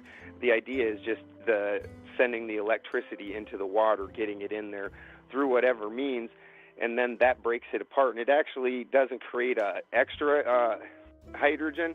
It rearranges the molecule, and instead of being in a nice stable triangle, because hydrogen is a really, water's a super stable molecule. It's basically a triangle, one of the most stable shapes you can imagine. And when you run it through the electrolysis machine, it changes it into more of a straight chain. So it doesn't have that hydrogen to only one of the hydrogens is now connected to the oxygen. So that other hydrogen is only freely, very loosely connected to the hydrogen that is connected to the oxygen, and it's able to break away and knock off real easily because of the electrolysis, because that's the lightest, easiest element. So then the other stuff just stays in the water. Right. That's a way better job at explaining it than I did, of course. Yeah. But I knew it was something where it made it easier for you to absorb the hydrogen out of it, and the whole point was getting more hydrogen. Right? Yes. Exactly.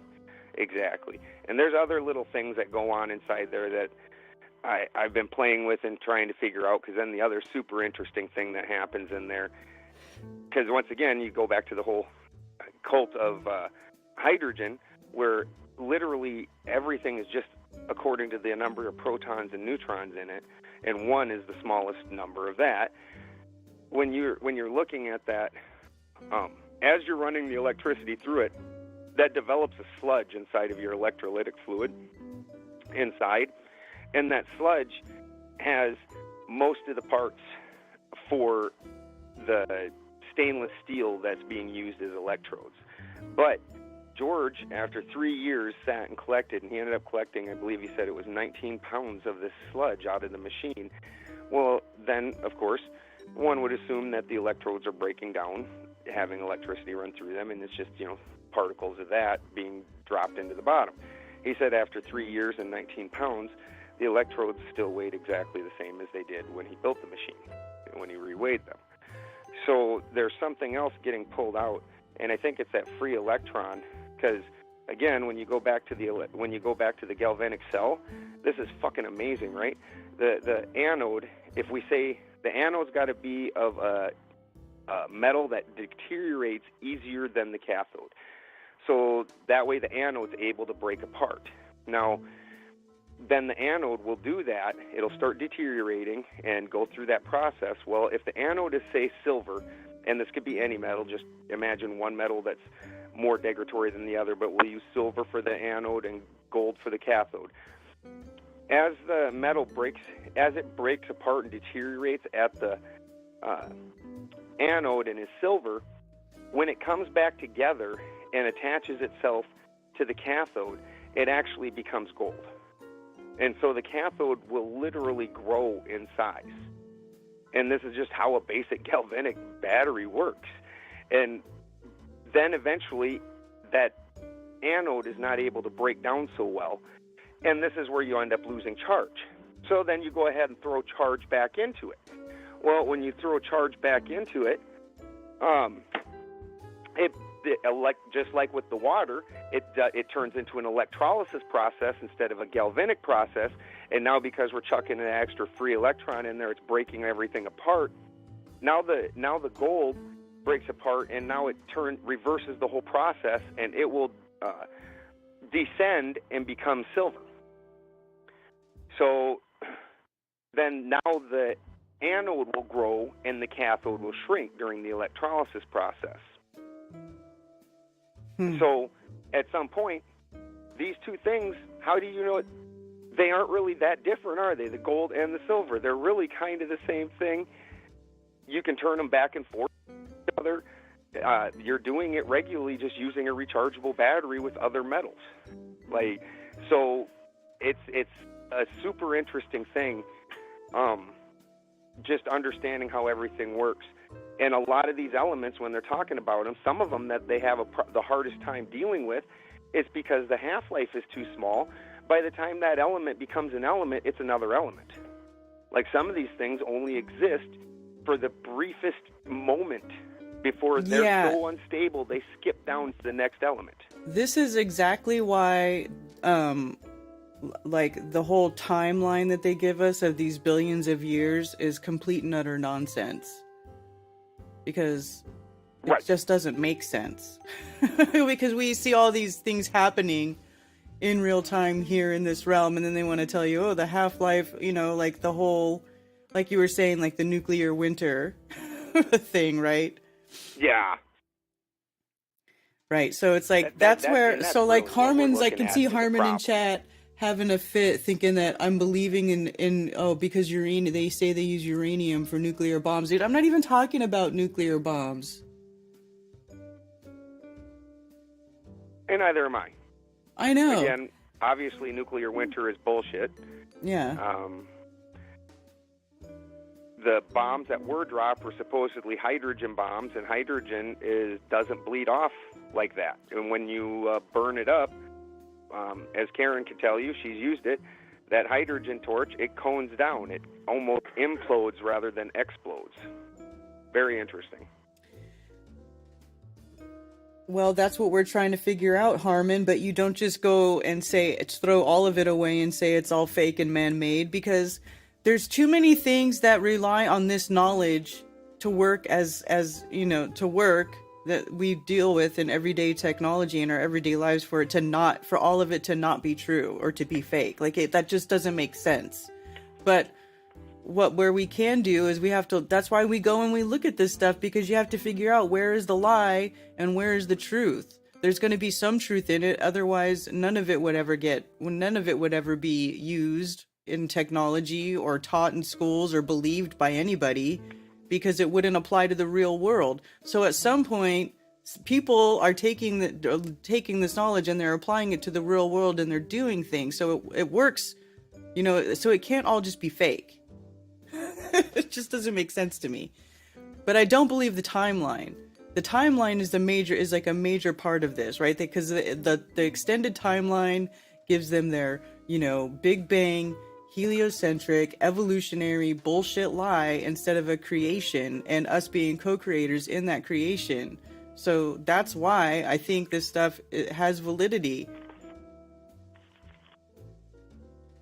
And Ben uses it in real life, so it must. There's got to be something to it.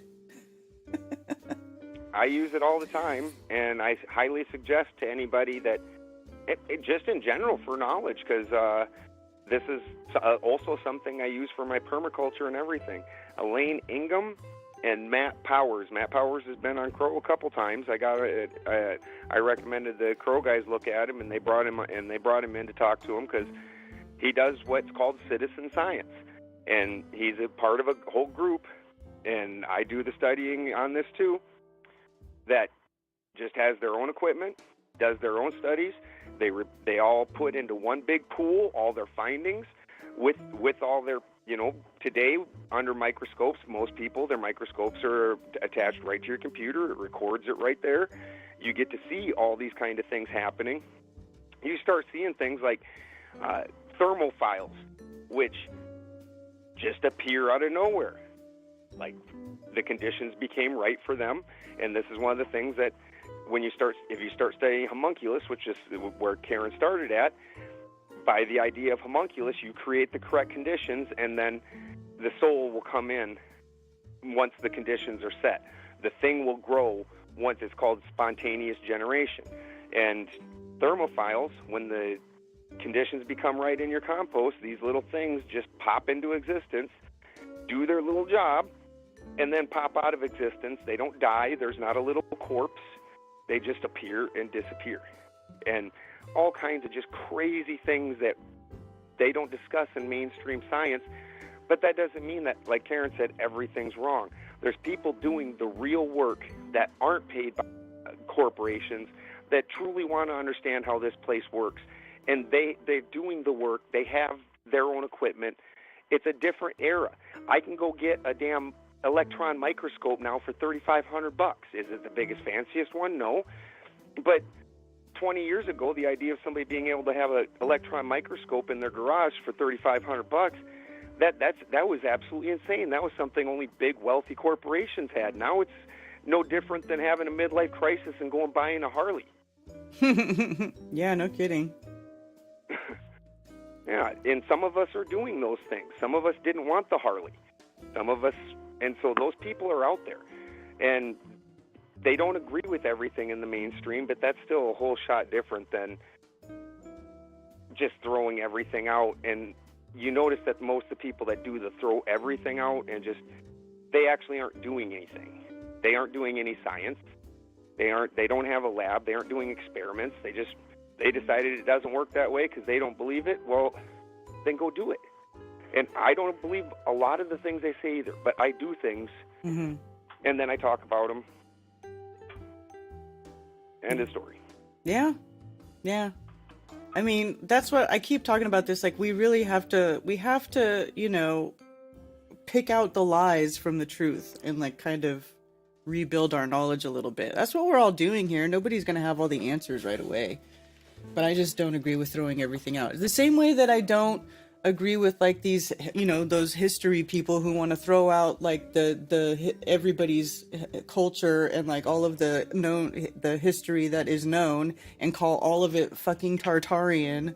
Like, I don't agree with that either. Like, I'm not going to sit here and say that we know the truth about everything in history, but you can't like table wipe it and just make up a new one, because now you're just doing their job for them. You're literally self-erasing everything that humans have done and just handing them over their reset on a platter. Like, that's what I don't get. I'm not doing that. Hey, right. At this point, I'm questioning if it's even a reset. Because I looked at the men before me and how much more capable the ones I looked up to were. And then I look at the ones behind me, and I'm not sure that there was a reset. Just in our lifetimes, we've actively watched where people don't know how to cook their own food. People don't know how to fill up their gas tank. People don't know how to change their oil. Like, literally, car manuals used to tell you how to adjust your valves. Now they tell you don't drink battery fluid. Like, yep. Yeah, exactly. And it's so funny too, because I was just watching a video of that Edmund Parkinson or whatever, that guy who's all obsessed with Tesla and everything 1920s, and he has a 1926 Model T Ford that is exactly as it was the day it was built, and he all he did was change a couple spark plugs on it, and it has the hand crank in the front of the motor, right, to get everything going, and it's and he's driving this car. It's a 100-year-old car, works just as good as the day it was built. But most people would be like, what is this thing in the front? What do I have to do that for? No, what they would really be like is the gas in the car isn't needed, because I saw the car get running and started off that crank, and if they had just cranked that enough, the whole car could have just ran forever. That's too funny.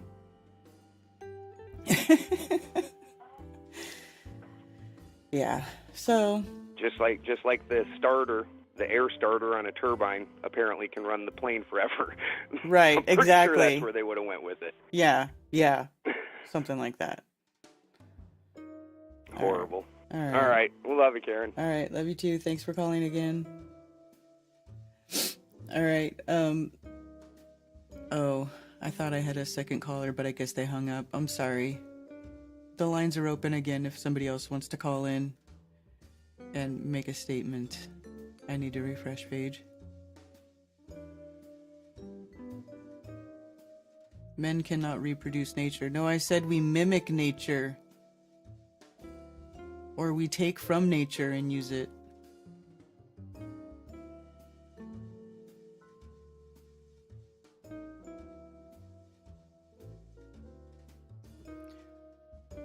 Harmon, you're conflating stuff because nobody here is saying that viruses exist.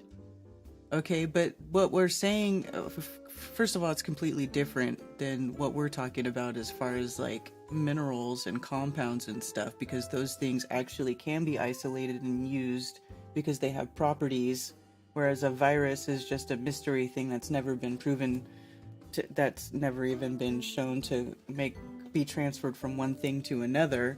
However, we can take different elements and use them and get different results, So that's the difference between fantasy and reality, and truth and lies.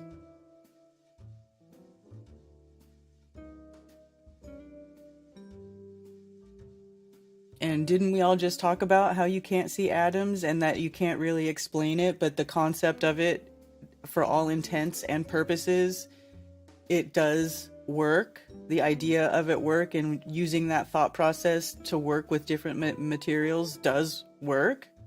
So then what is everybody doing? What is everybody in these chemistry labs or whatever doing then?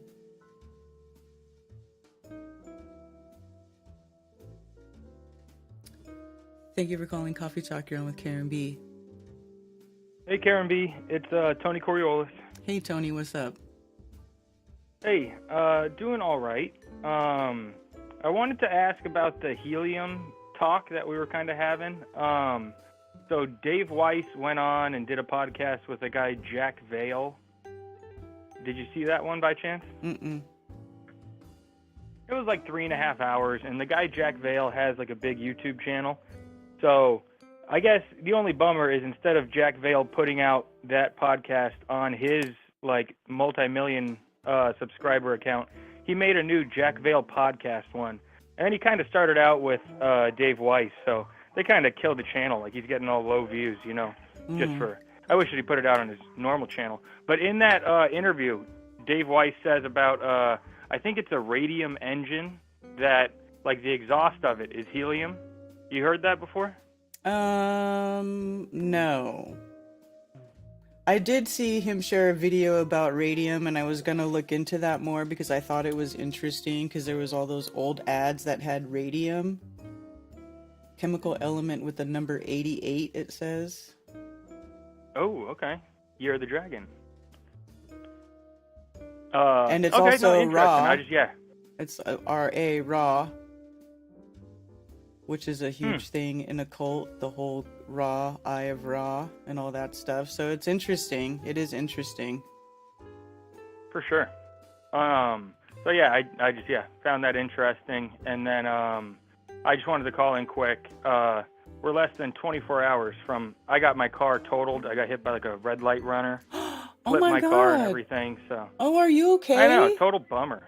I'm fine. Yeah, I got like stitches, but whatever. Yeah, I'm fine physically, and I may even get some money out of it. So just optimistic about it. But yeah, no car, no cell phone. So yeah, well, you should be all good. compensated because that's terrible. And also don't Totally. even if you feel okay, go to a chiropractor, get straightened out, make sure that you don't get because sometimes you might not feel that stuff right away. Yeah, and even it's funny that like it happens this week. So I told you a while ago that I'm going to Italy. So I'm going to Italy on Thursday. So now I gotta go to Italy with like kind of a messed up face. Aww. But I did have a little question on you for you about my Italy trip. So I'm gonna go to the Vatican, and then maybe it's just like a wise tale, but I heard that like if you are a confirmed Catholic, and you go to like their library they have or whatever, they'll grant you access to something if you are a confirmed Catholic. So is that totally fake? Or is there any chance, I could be getting some intel over at the Vatican? What do you think on that? I don't think you're getting anything from the Vatican. Yeah, I don't think so. They're not on the good side, so they wouldn't give it up. Yeah, but it's interesting. Take lots of pictures. Totally. And especially of the artwork. Take note of the trippy artwork around there, the old stuff and the new stuff. It's a trip. Okay. And that place is kind of creepy. I'm not gonna lie. Yeah, no, I know it's gonna be creepy. So that's like day one when we're there. We're going to the Vatican for some tour. So. Cool. Yeah, I got 2 weeks out there. So nice. That's Where else are you going? Life's not bad, even though no car, no phone, and facial scarring. I'm okay. Yeah, and I got a good 2 weeks ahead of me, and I'll be totally fine. But the one good thing to it is I have my Earth is Flat sticker on the back, and then all the cops and all the firefighters, since I'm just a city worker, they've seen me around. Mm-hmm. So they totally saw that I like got hit by some guy, and then they had to see the Earth is Flat sticker like right in front of me, when I was sitting there on the curb. So a little bit of promotion for us flat earthers, one good thing to come from this so far. That's funny. Oh, well, I'm sorry that you had to go through that, but I'm glad you're okay. That's the most important thing. So. Yeah, I'm all good. And I even called into Zulu's, like he did his bullshit talk the day after Valentine's Day, and I said how I only got in like one other accident, and for that one I like went into a coma, and that was 11 years ago. Went into a coma and then woke up like 2 days later, so I totally missed Valentine's Day. It happened on like February 13th, 2013. And then, this one I was awake the whole time, so. Wow. Yeah, it wasn't fun, but yeah, maybe something will come of it, All right, well, I hope you have a good time in Italy. Where else are you going? All over. It's going to be 2 weeks out there, and I got a little brother that makes way more money than me, so he did it all with a travel agency and stuff, so. Yeah, Nice. It's going to be cool. Very nice. Well, have a good time. Take lots of pictures. I will, and I'll definitely give you the lowdown after I'm back. Not sure if I'm going to be able to call from there. If I can, I will. But, yeah, just thank you for having this show. And, yeah, it's always very good. Okay. All right. Thanks, Tony. All right. Peace out. And happy birthday to Stephanie, your snake friend over there in the Netherlands. It's her birthday today. Oh, happy birthday, Stephanie. Yeah. All right. Peace out. Later. That's rough, man.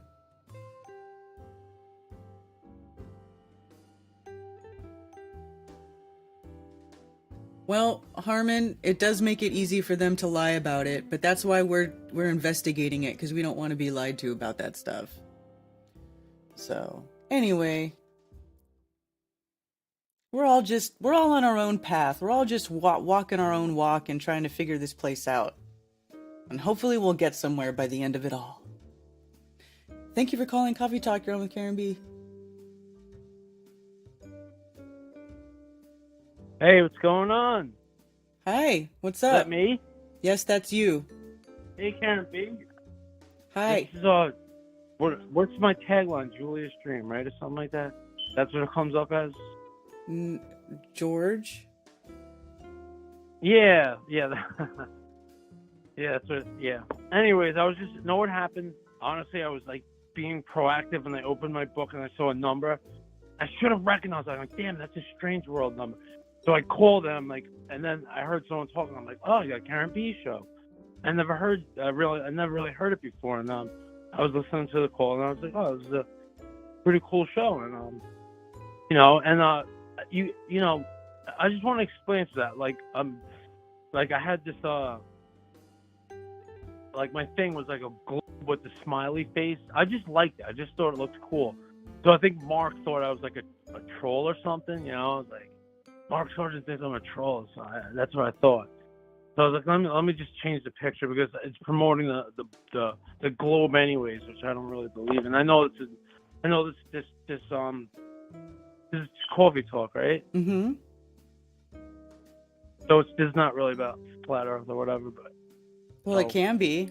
But yeah, no, yeah, I was just saying it was a cool show. I called it, like I didn't want to just like call and hang up because like that would be weird. So I was like, called, might as well just get the answer. And yeah, so I'll listen. It's a cool show, and peace to everyone out there, and stay flat and whatever.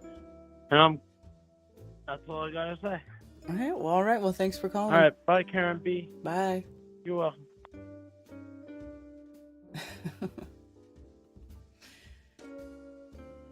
I had to get a new phone. Dude.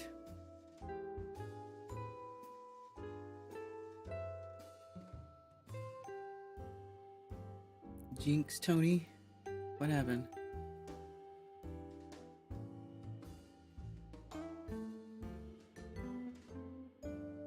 Yeah, can you believe that? That sucks, man. I always worry about that when I'm out driving. I'm like, oh, I don't want anybody to hit me. Some of these people, it's like they're not paying attention. You know, that guy was probably on his phone.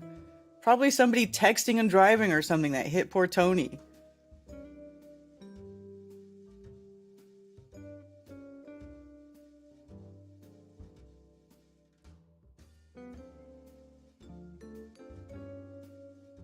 All right. Hey, listen, I see you, caller, on the line, but I am going to take a quick, less than a minute break. I will be right back.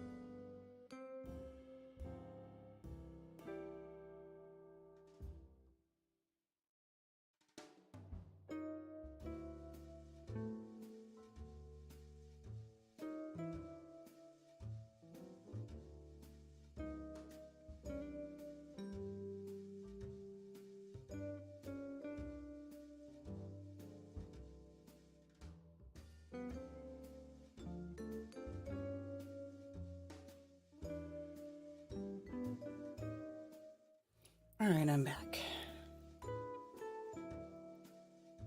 Got the flat earth phone. I saw that, Brian. That's hilarious.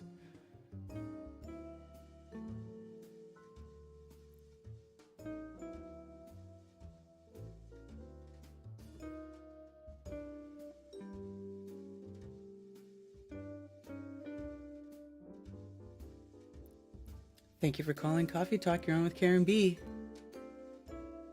Hey, this is Dennis. How's it going? Hey, Dennis. How's it going? It's going good for me. Yep. Making progress here. I saw Mark yesterday at that at the meetup in Salt Lake City. Oh, cool. I'm moving my library and everything. So, 1 second. Arriba ese video. Gracias. So I in preparing the move, it took so long because I loaded my library. I think I recorded a 5-part documentary just this past Wednesday that on the history of cosmography, and we're going to edit it, but hopefully by April we'll submit it to Mark Sargent so he can post it on his YouTube channel. I don't know, it's maybe 5 hours roughly, but it's in 5 parts. It's not one video, it's 5 videos on that's good. Break it up for people. history. Yes, yeah. So, my jam-packed business, I loaded my library the very next day, Thursday. Then I loaded my household into a U-Haul truck, same one Friday. And like Friday at midnight, actually, so Saturday morning, like at 12:30. Without a whole lot of rest, maybe I rested 2 hours Friday night, and then at 12:30 we left. And so I was so tired I had to take breaks, and I missed the meetup Saturday in Salt Lake City, and but it was a 2-day. They had a VIP follow-up Sunday morning for breakfast, also with Mark. I did make that because I got to Salt Lake City maybe at 11:30 at night. I was in communication with Chad Davis, who did the sound bath at Flatoberfest. So I was telling him, tell Mark, Saturday I was, and I saw both of them yesterday.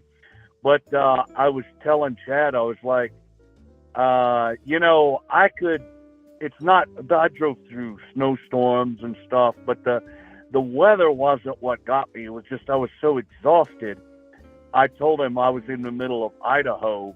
I was like, I think I took a 3-hour rest break in the middle of Idaho and just snoozed while they were having the meetup. But I think by the time I entered Idaho, I told him, I could just like continue 70 miles an hour, whatever, the 75 miles an hour the whole way, all the way to the meetup and get there while it's ending. And I'd feel like, I said that scene in Dumb and Dumber, me and my wife, when they entered Aspen, it'd be like, we're here, and like, okay, goodbye. It wouldn't be worth it.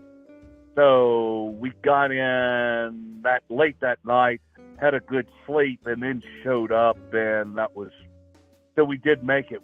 I think there was like 80 people there or something Saturday.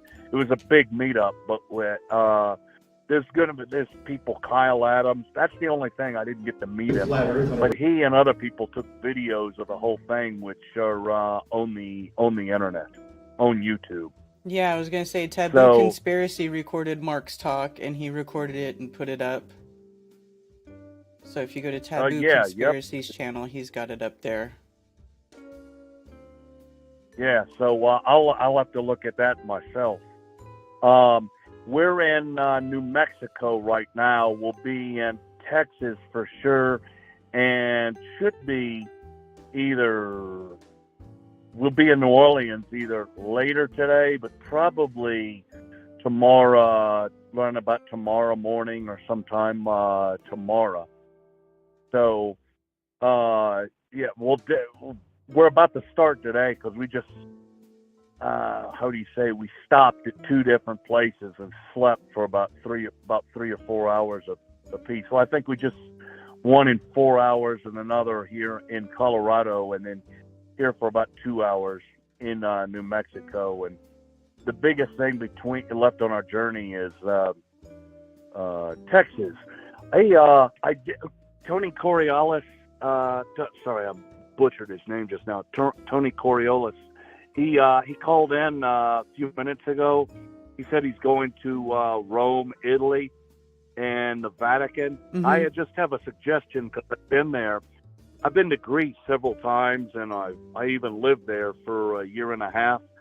And one time I went through Italy to get there, and I spent a day in Rome. And I did a whole bunch of things in that day. I had laundry list, and I knocked that all out. And I'd like to say the one thing that was real authentic, I'd suggest, and especially if he's there for a couple of weeks, visit the catacombs. They're things that are, you'll take guided tours for free, and there's different ones. There's a whole bunch of major historic ones, and they got like different levels underground and all. Oh yeah. And that there's things that they haven't been, they were used by Christians with churches. They'll act them. They'll have icons on the wall, like old Byzantine style icons, and they had this up until like, I think there was one tour that I took that I could only attend to take one tour because I did all kind of things in that day. I went to the Pantheon, I went to the Vatican too, but the catacombs was far and away the thing to do. And they had, I think this tour guide said that the first millennium of Christianity, like the first 900 or 1,000 years, they were active with churches, and so they stopped around the same time that they broke up with the East, or with the schism with the Eastern churches. So that whole culture, when I went to the Vatican, there was, you could go in and it's for free and all. That's okay. We bypassed in order to do all those things, everything in one day, I had to bypass this, like all the Vatican museums of modern art and all that. I didn't have enough time for that, and I didn't really want to visit all that. I just went in and visited the main church. I'm thinking like that, what he says in Pulp Fiction when he's telling the two guys how to clean the car, just one time, good over. Mm-hmm. So that's what I did at the Vatican. I think there was one level I did where there's a place where we went down below to a basement. Now, it wasn't something like some old crypt maybe technically, but it was, all modern, all finished and all. But this, when we went to the catacomb, I forgot which one we did. That hit the spot. So I'm thinking if I went to Rome again, we'd do several of those. I think there are 5 major churches, which, there's all kinds of churches all over the place, but there's 5, I forgot what they're, it's been years, but there were 5 ones that are, like St. Paul's is one that's in the southern part of town. There's one of Mary Magdalene, I think it's called Mary Maggiore, or they've got important stuff, but I'm thinking just an average tourist, or an average, I should say, visitor. I don't want to insult him. Maybe he's Catholic, but I don't want to insult him calling him a tourist. But I know that the catacomb would be, and visit several of them, he'd really, anybody would get a lot out of that because it's real authentic. It seems similar, I think, over in Turkey. There's, in Cappadocia, there's like cave churches you can visit from the Byzantine time.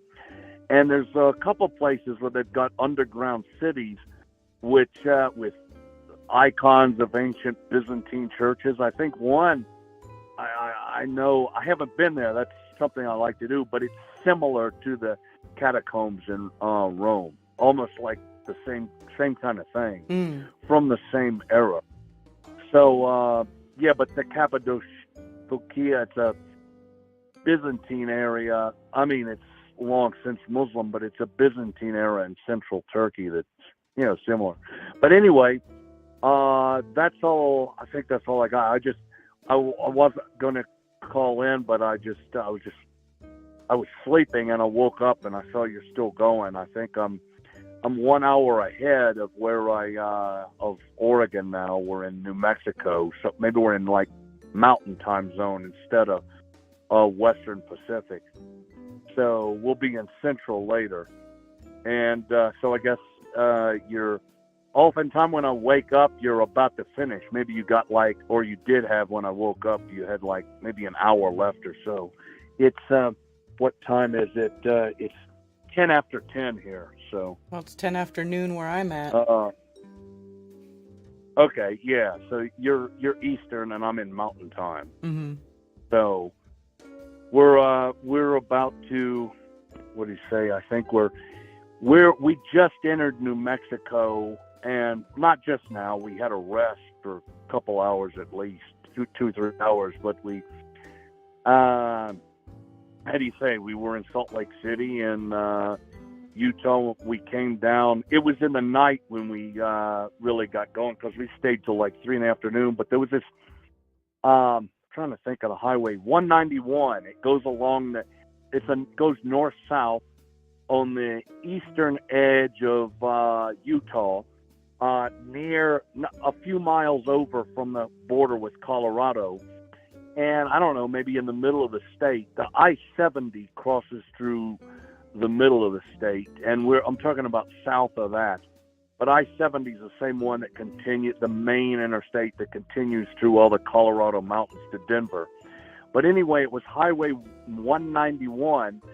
I passed through a sign. It was a shame we couldn't see it, but I saw a sign like the Wilson Arch, like half a mile ahead. I was like, what is that? You know, I know they wouldn't say it unless it's something worth putting up on a sign for.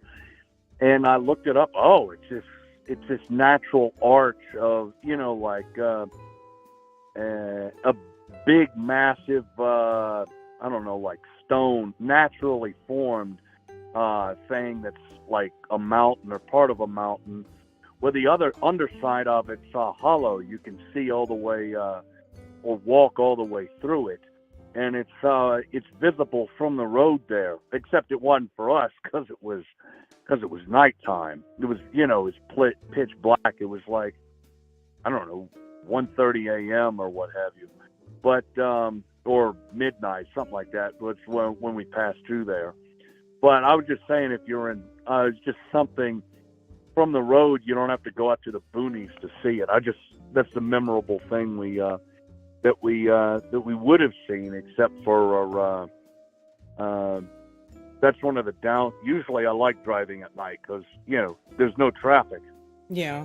Anyway, I think that's all. Oh, I almost forgot. I'm not going to say what it is, but I'm looking forward to Mark Sargent's reaction if you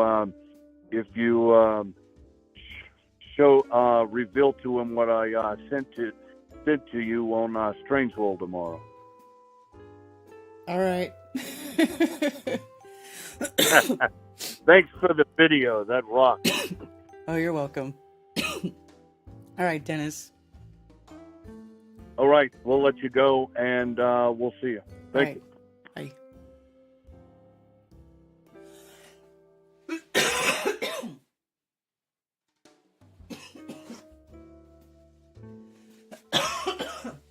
Excuse me.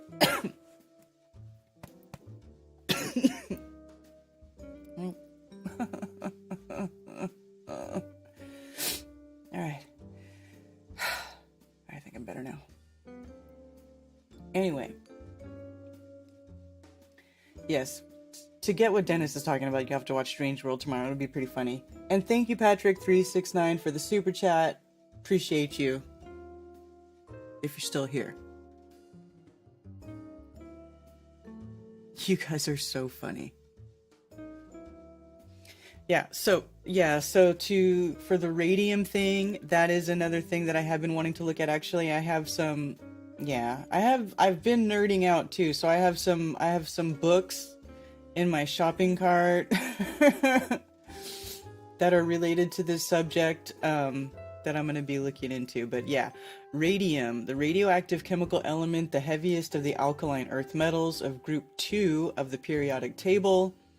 So if do we have the periodic table? So group 2, where's radium on here? Raw. So this is group 2. So the second column, it's down here, number 88. with the atomic weight of 226. Radium is a silvery white metal that does not occur free in nature. So if it doesn't occur free in nature, how is it found? Now there's something weird, right? Radium was discovered in 1898 by Pierre Curie and Marie Curie and an assistant G. Beaumont after Marie Curie observed that the radioactivity of pitchblende was 4 or 5 times greater than that of the uranium it contained and was not fully explained on the basis of radioactive polonium, which she had just discovered in pitchblende residues. The new, powerfully radioactive substance could be concentrated with barium, but because its chloride was slightly more insoluble, it could be precipitated by fractional crystallization. The separation was followed by the increase in intensity of new lines in the ultraviolet spectrum and by a steady increase in the apparent atomic weight of the material until a value of 225.2 was obtained, remarkably close to the currently accepted value of 226.03. By 1902, 0.1 gram of pure radium chloride was prepared by refining several tons of pitchblende residues. By 1910, Marie Curie and Andrew Louis Dubierne had isolated the metal itself. 1.1 gram from several tons of pitchblende? That's a lot.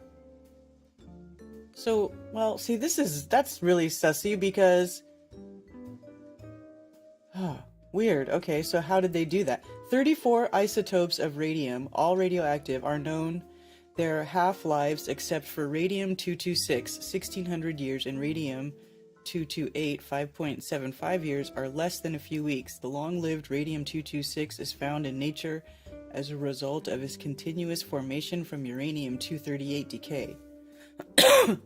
Radium thus occurs in all uranium ores, but it is more widely distributed because it forms water-soluble compounds. Earth's surface contains an estimated 1.8 times 10 to the 13th power grams of uranium. Of radium. Keep coughing. Maybe I'm gonna stop. Dang, man. Excuse me.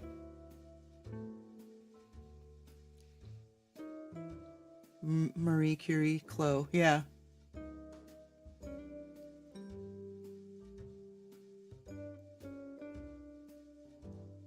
Yeah, I've been detoxing. That's why I didn't stream last week, because I was like way worse. Way worse. I've gotten better. But I still have a residual.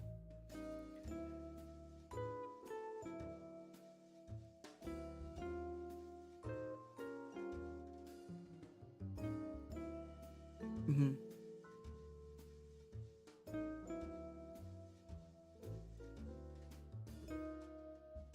What number are you on?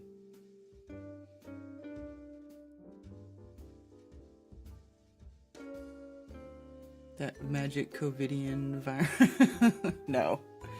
No. Because I actually didn't feel like... whatever.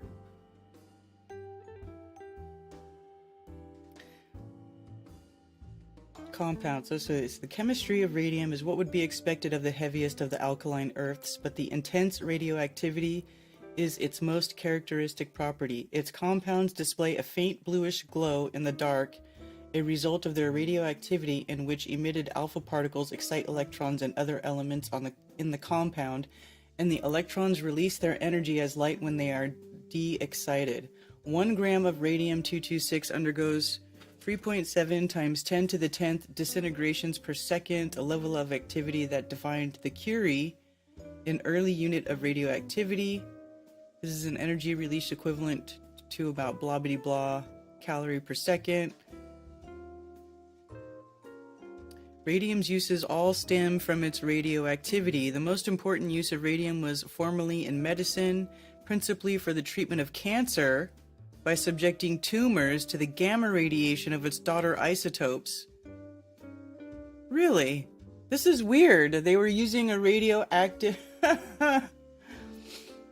So was this like their first attempt at doing chemotherapy? Of course, chemotherapy is going to be... Well, how would they do that? How would they use it as a... Radium-223, an alpha emitter with a half-life of 11.43 days, has been studied for use in cell-directed cancer therapy, which a monoclonal antibody or related targeting protein with high specificity is attached to the radium. Oh, I see. In most therapeutic applications, however, radium has been superseded by the less costly and more powerful artificial radioisotopes cobalt-60 and cesium-137. An intimate mixture of radium and beryllium is a moderately intense source of neutrons and has been used for scientific research and for well logging in geophysical prospecting for petroleum. For these uses, however, substitutes have become available.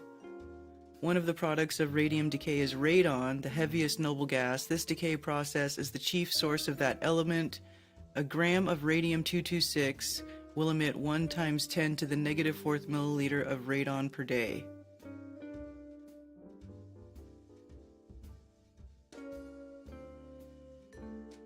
When radium salt is mixed with a paste of zinc sulfide, alpha radiation causes zinc sulfide to glow, yielding a self-luminescent paint for watch, clock, and instrument dials. Oh, glow in the dark.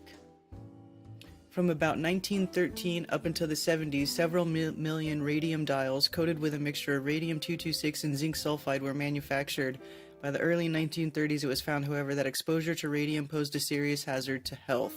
A number of women who had worked with the radium-containing luminescent paint during the 1910s and 20s subsequently died. Oh, so this is why they this is why they stopped. I was going to say why. Let's find out why they stopped using it. Why did they stop using it? Right? Let's go there. They had ingested considerable amounts of radium through the technique called lip pointing, which meant using their lips and tongues to shape their paintbrushes to a fine tip. Oh, so they were eating it. Like calcium and strontium, radium tends to concentrate in bones where its alpha radiation interferes with red corpuscle production, and some of those women developed anemia and bone cancer. The practice of employing radium in luminescent coatings was curtailed in the early 60s after high toxicity of the material was recognized. Phosphorescent paints that absorb light and later release it have replaced radium. So radium was like self-luminescent. It didn't have to it didn't have to absorb sunlight, I guess. Is that what the difference is?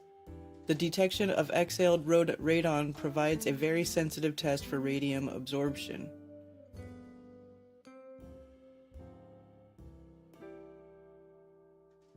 In modern technology, radium is separated from barium by fractional crystallization of the bromides following the purification through ion exchange techniques for removal of the last 10% of the barium.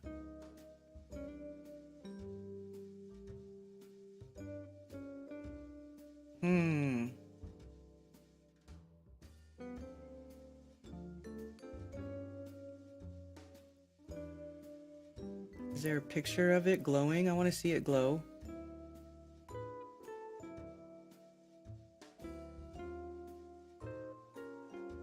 Here we go, radium watch hands under ultraviolet.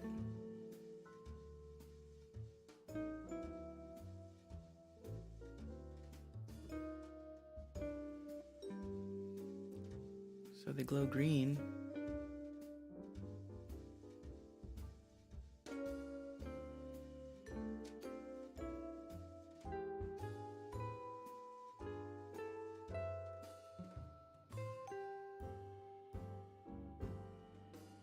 Main articles: Radioactive, a quackery and radium fad.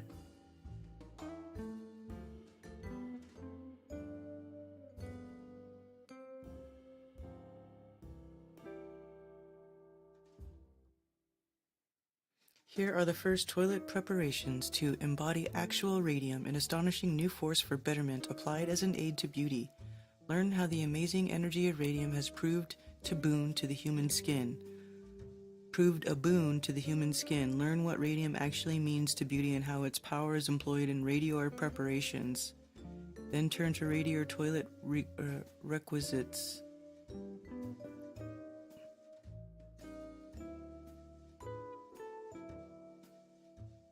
Prehistoric. Women first discovered her image in some quiet jungle pool. Ever since, beauty has blah blah blah. I can't really read it. So, what are they saying? They used to use it in makeup or skincare for women?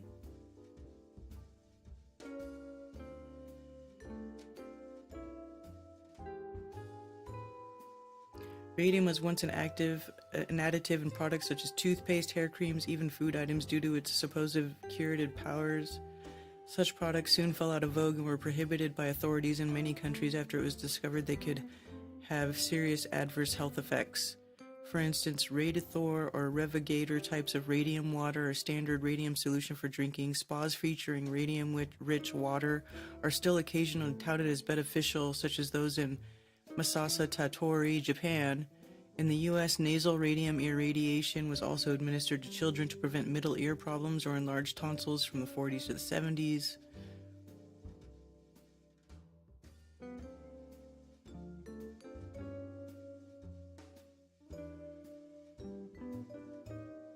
Many treatments that were used in the 1900s are not used anymore because the harmful effects radium bromide exposure caused. Some examples of these effects are anemia, cancer, genetic mutations.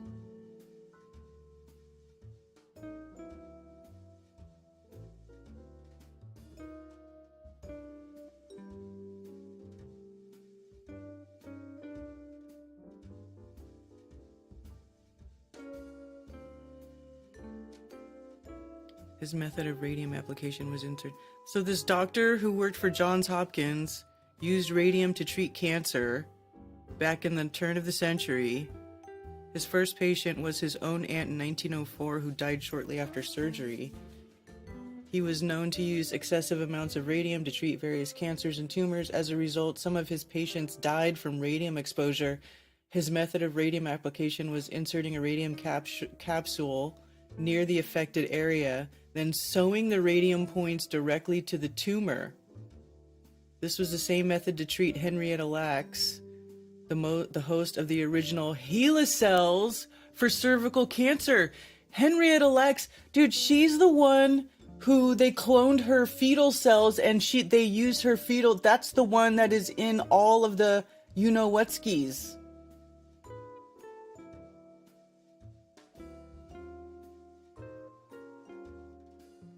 That's so weird. The host for the original HeLa cells. Immortalized cell line used in scientific research is the oldest human cell line and one of the most commonly used. HeLa cells are durable, prolific, allowing for extensive applications in scientific studies. So these are their... dude, this is weird. Okay, so that's just weird.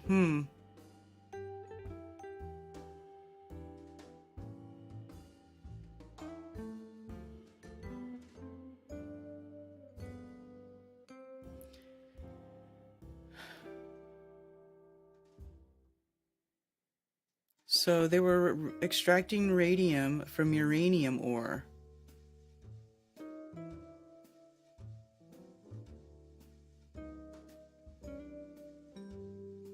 Small amounts of radium were still extracted from uranium ore by this method of mixed precipitation and ion exchange as late as the 1990s, but as of 2011 they are extracted only from spent nuclear fuel. In 1954, the total worldwide supply of purified radium amounted to about 5 pounds, or 2.3 kilograms, and it is still in this range in 2015, while the annual production of pure radium compounds is only about 100 grams in total as of 1984. Interesting year. The chief radium-producing countries are Belgium, Canada, and Czech Republic, Slovakia, United Kingdom, and Russia. The amounts of radium produced were and always relatively small. For example, in 1918, 13.6 grams of radium were produced in the United States. The metal is isolated by reducing radium oxide with aluminum metal in a vacuum at 1200 degrees Celsius.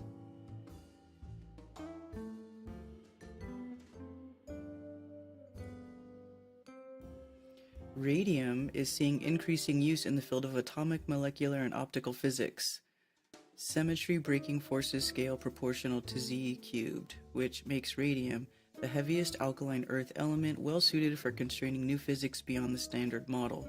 Some radium isotopes, such as radium-225, have octupole deformed parity doublets that enhance sensitivity to charge parity, violating new physics by 2 to 3 orders of magnitude compared to 199 He. I don't know what this means. This is way over my head. Radium is also a promising candidate for trapped ion optical clocks. An atomic clock is a clock that measures time by monitoring the resonant frequency of atoms. It is based on atoms having different energy levels. Electron states in atom are associated with different energy levels and transitions between set states they interact with. Huh.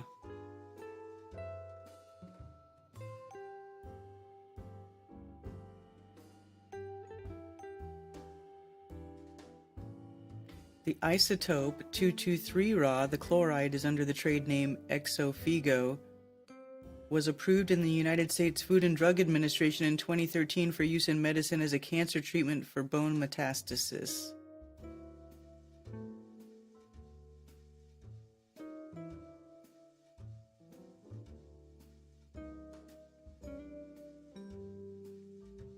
So, radium is still used in 2000. So, well, okay.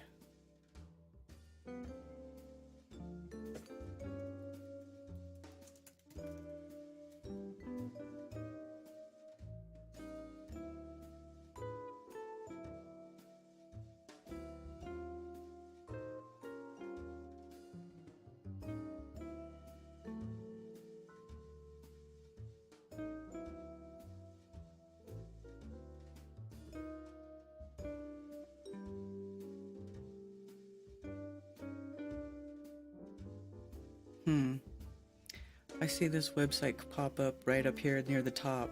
Stolenhistory.org. Radium history. See, like right, it's first. I mean, I know I'm using DuckDuckGo, but ain't no better than Google, really. The new source of energy. The mystery of radium remains unsolved, and no one has yet been able to ascertain where it gets the energy which it continuously radiates as heat, light, and rays of sun, rays of such astonishing penetrating power. When King Edward and Queen Alexandria visited the London hospital recently, a pile of 6 pennies was placed on top of a minute piece of radium, and the light was visible through the coins. See, I've read that before, but talk is cheap.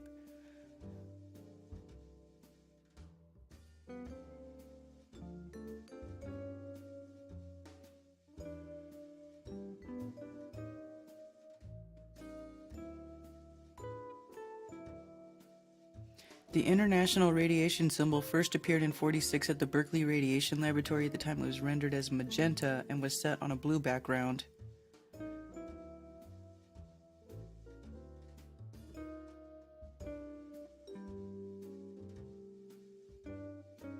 It's a radioactivity warning sign. It was actually a warning sign of ionizing radiation. Ionizing radiation is a much broader category than radioactivity alone, as many non-radioactive sources also emit potentially dangerous levels of ionizing radiation. This includes X-ray apparatus, radiotherapy, linear accelerators, and particle accelerators. Non-ionizing radiation can also reach potentially dangerous levels, but this warning sign is different from the trefoil ionizing radiation warning symbol. Radium. Radium is a chemical element with the symbol Ra, right? The atomic number 88. Pure radium is silvery white, but it readily acts with nitrogen on exposure to air, forming a black surface layer of radium nitride. All isotopes of radium are highly radioactive, with the most stable isotope being radium-226, which has a half-life of 1600 years and decays into radon gas, specifically the isotope radon-222. When radium decays, ionizing radiation is a product which can excite fluorescent chemicals and cause radioluminescence. Ionizing radiation is a radiation that carries sufficient energy to detach electrons from atoms or molecules, thereby ionizing them.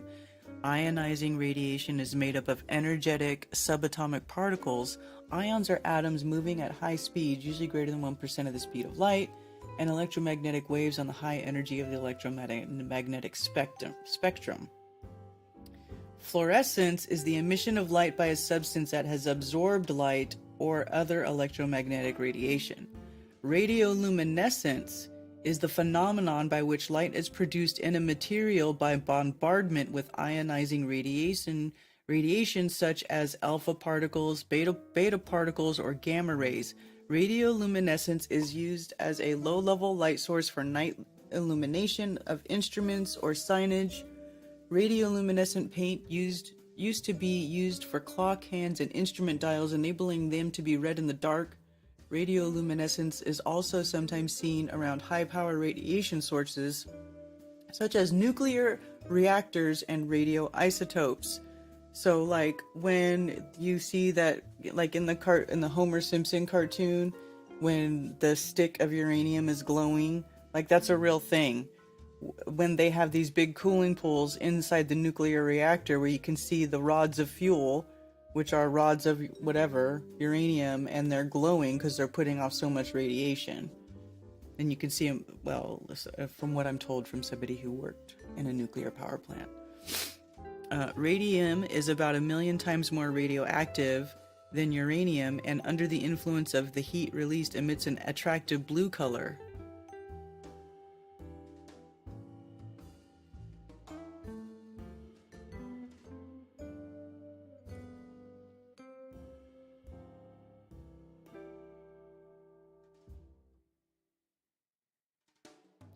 Central heating was introduced in the 19th century, and the mass production of cast iron radiators lowered the associated costs, making it more accessible.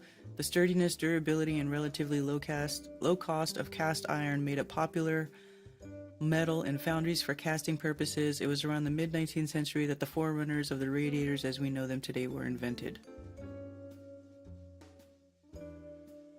Radium, restoring health.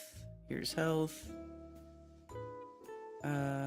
How long was radium used, though? If it was discovered by what's her nuts, Marie Curie, in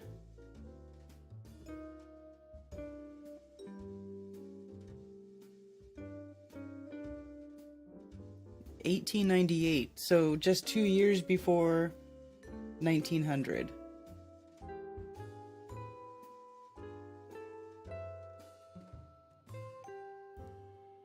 Two years before 1900. So then what? It was used in...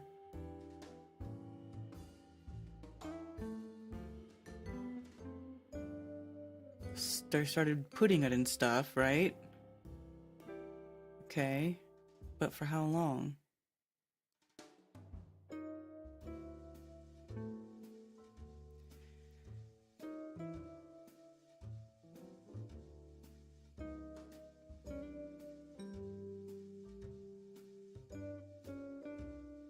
Society went bananas and started sticking radium into just about everything. We are talking about soap, toothpaste, male ED enhancements, chocolate, tea, coffee, food, cigarettes, cosmetics, bath salts, etc.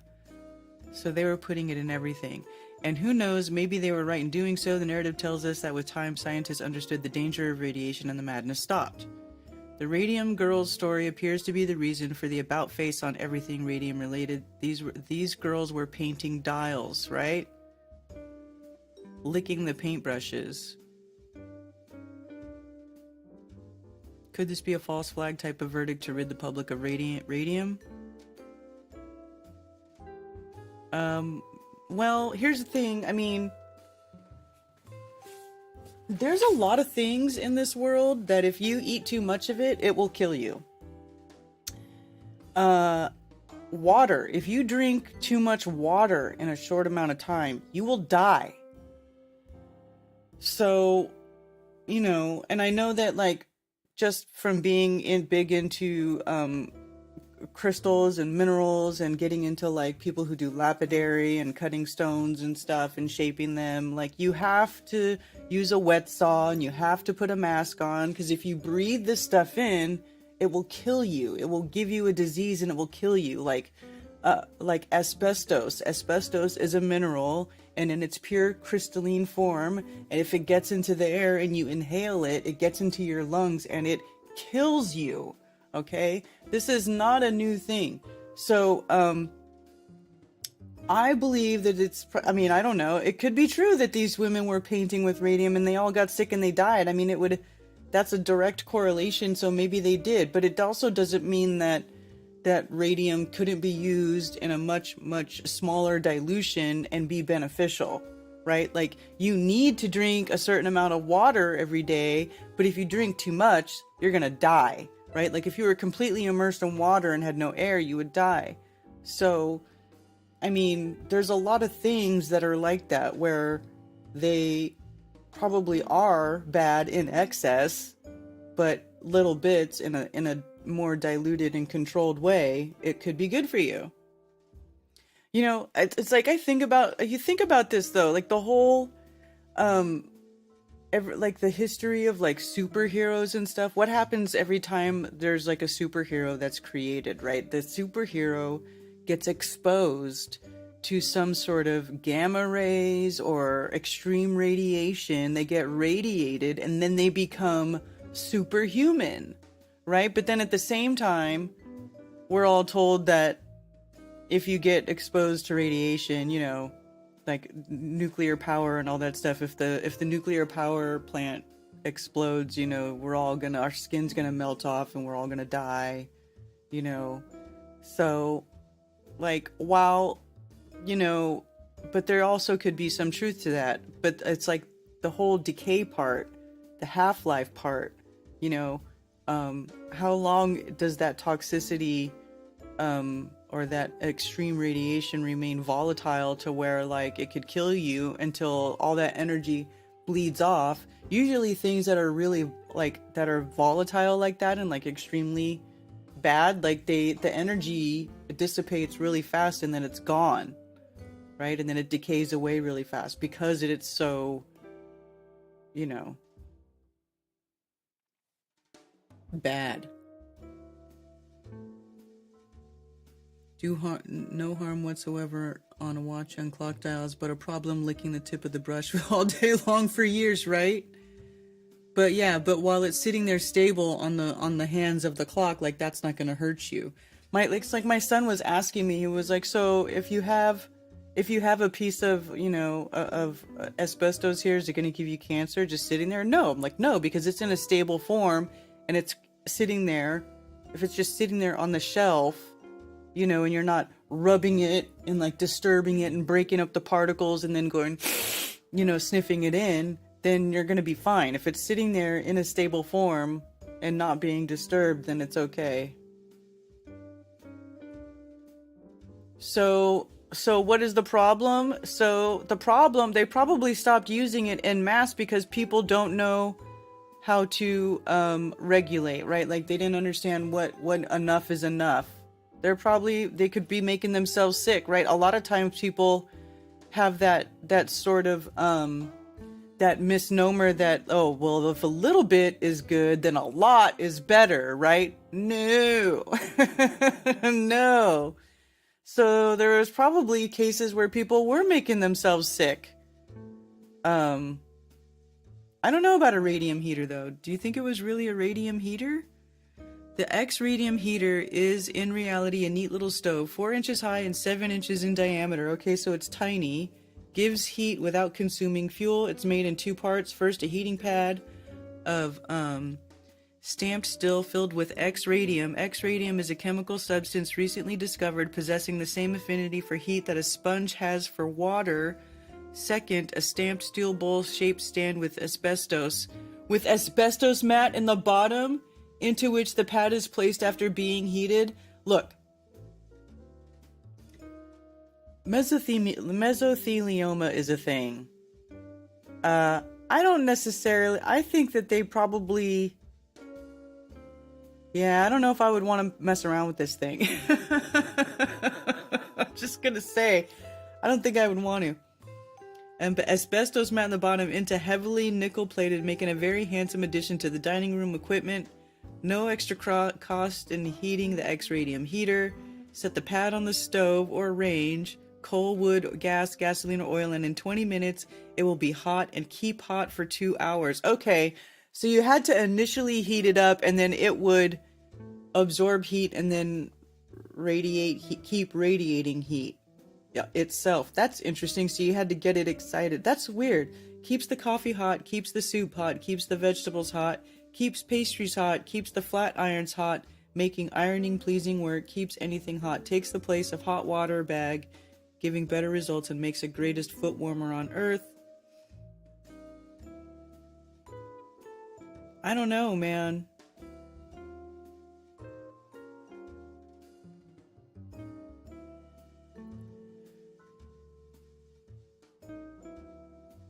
The most interesting heater advertised from the early 20th century came from the novelty manufacturing company Jackson, Michigan. Their advertisement offered something much better than the old coal standby. Novelty advertised its X-radium heater as the best and latest heating technology. An advertisement boasted that one and retain the heat attractive for several hours. Of its chief advantages is that it requires no fuel. The heating pad consists of stamped steel receptacle filled with a substance which will attract itself heat rays and retain the heat attracted for several hours. The substance they used was radium. Radium and asbestos. Radium was an intriguing new material to manufacturers. Radium foot warmer.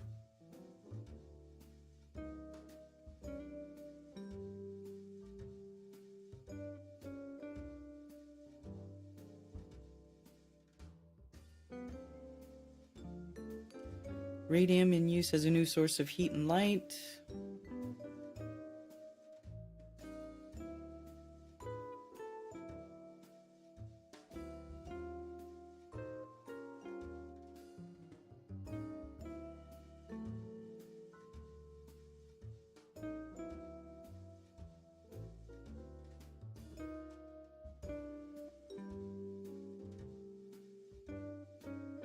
So these are supposedly places where they put the little radium heater instead of burning coal and stuff. I mean, they could have been using that, but they also could have died.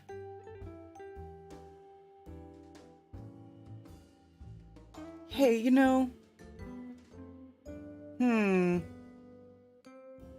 I mean, radiation, okay, when you get radiation sickness is basically the same thing as the common flu or the cold, right? Although radiation sickness gives you all of the same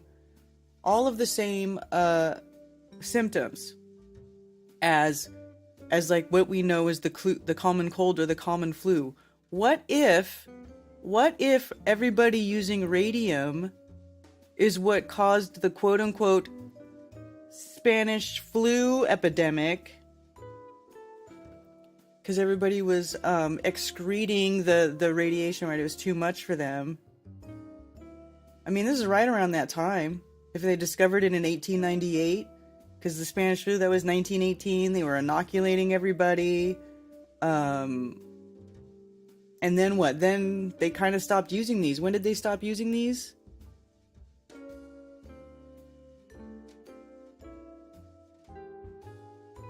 Sky City's home.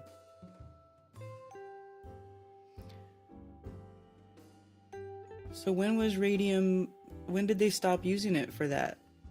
Was it around, I don't know, the 40s, the 50s? Kind of when they started like doing mass inoculations. Then people would stop getting as sick because they wouldn't all be being exposed to radium all the time. I don't know. This is just where my mind goes. I could be totally wrong. That's a total speculative conclusion on my part. Anyway, it's interesting though. It's interesting to think about.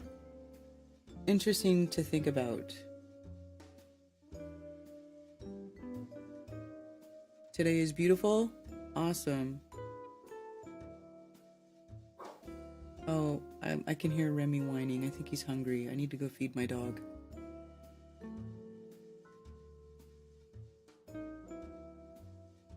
I don't know. What do you guys think about my speculative comment?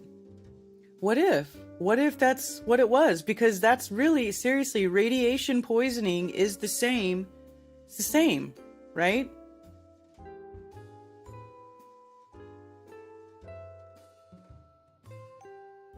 I mean, we all know that now. Now, it could be electromagnetic radiation, and maybe it could be chemical radiation, off-gassing radiation of radium could have been doing it too. 1916. This is right at that time. Look at it. That's really crazy, because that's right during the time of the quote-unquote Spanish flu epidemic. So it makes me wonder if there's a correlation there. There could be. Yeah, it sounds plausible, right? Oh, I have callers. I'm so sorry, you guys. Thank you for calling Coffee Talk. You're on with Karen B. Hey, Karen. Man, you're taking me on a trip down memory lane today.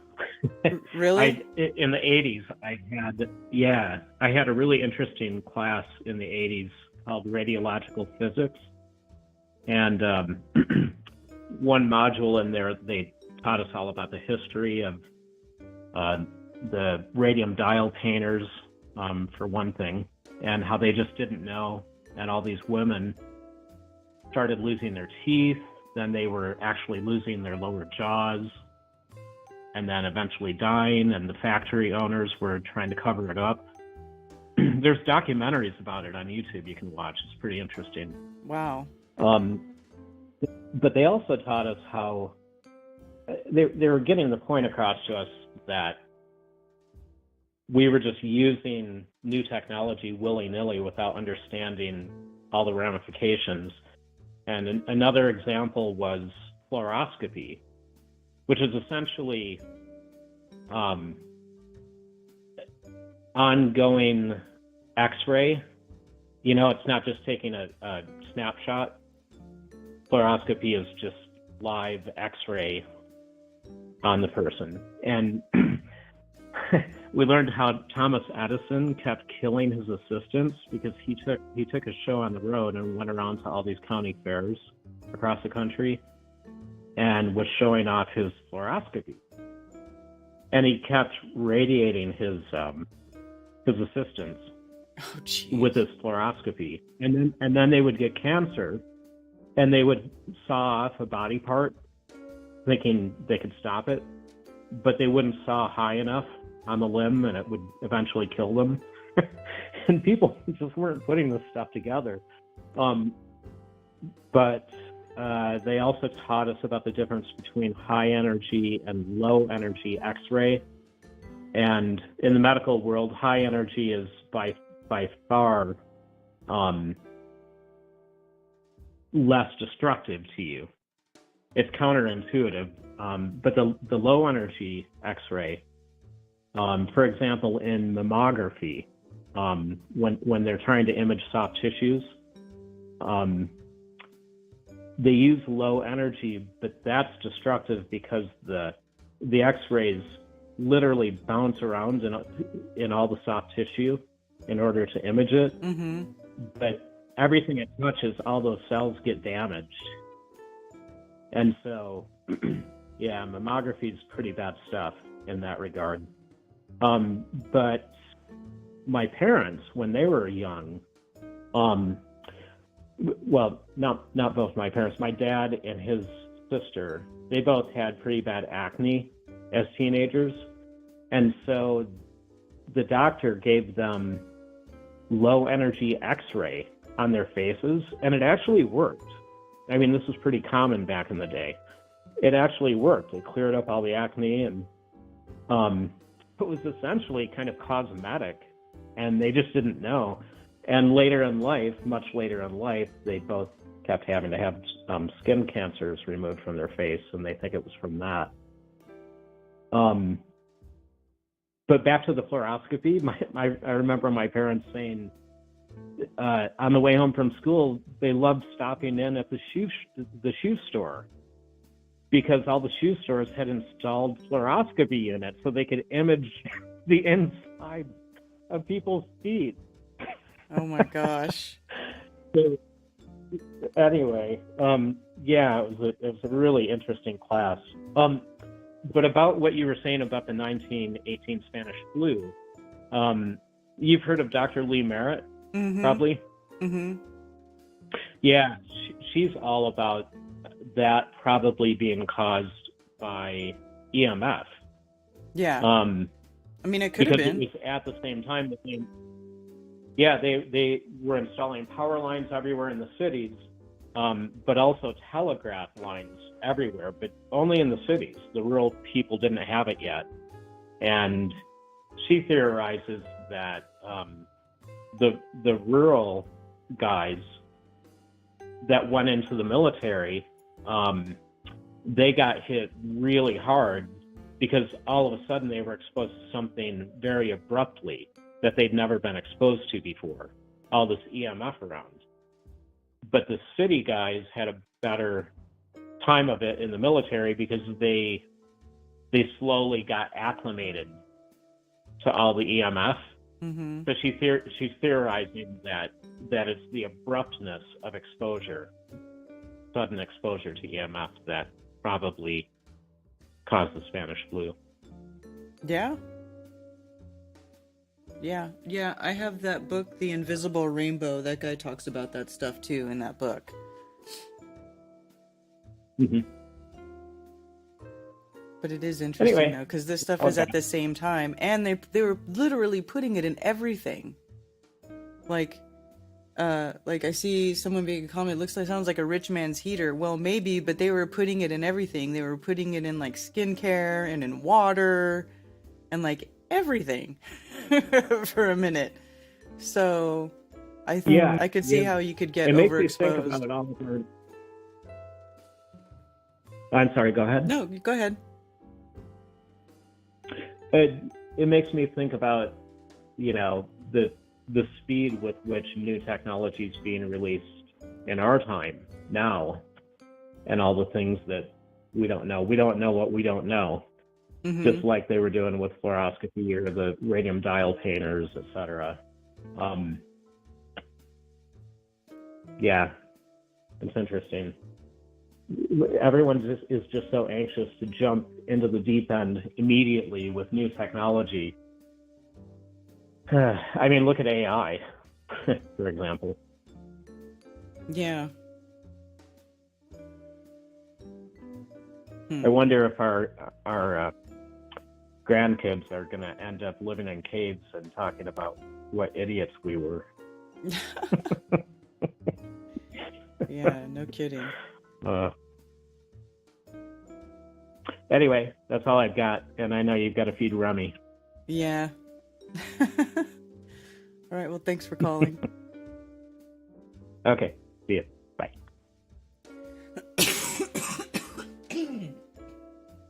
My goodness. Yeah, I gotta wrap it up. Thank you for calling Coffee Talk. You're on with Karen B. Hey, Karen, it's Jesse from Hingham. How's it going? Good, how are you? Pretty good. We're just heading back towards Oklahoma on I-80. We had a great time with Mark Sargent, and thank you as well to Matt Hill, who organized the FE Utah event. I think we had somewhere between 40 and 50 people altogether. Well, that's very good turnout there. That is pretty good. A very good group. I guess speaking of what we've been talking about, what are your thoughts on, let's just say, microwaves, for, home cooking? Are you one of the people who has one, or you don't have one, or I don't you have one. and get rid of it? What are your... I used to have one. Did you ever have one? Okay. Yeah. Yeah, I used to have one, because everybody had one What at are one your- point. And I got what are rid your of thoughts of it? Yeah, of course. Okay. That's fair.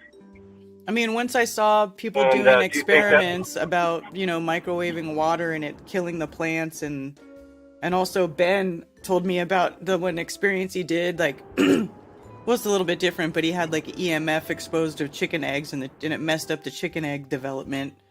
You know, so that kind of stuff, I'm just like, yeah, I'm just not gonna use that anymore. I just don't want to. Don't like it. And then I also, once I started heating stuff up, like on the stove, I realized it's really not, that the microwave really isn't even that much faster at warming stuff up for you. It's really not.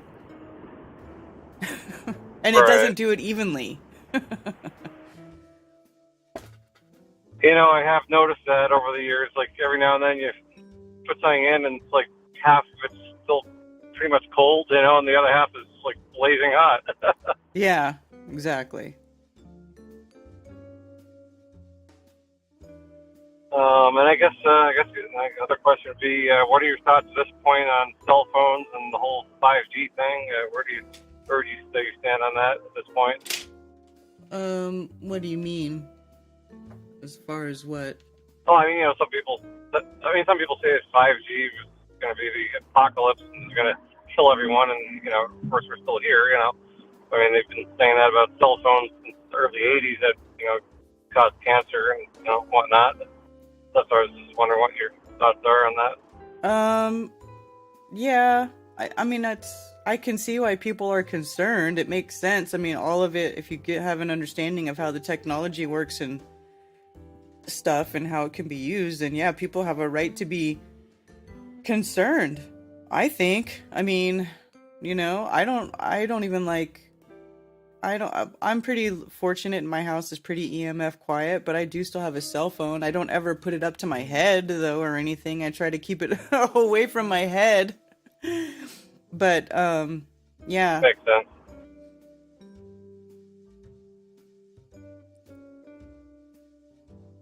Totally makes sense there.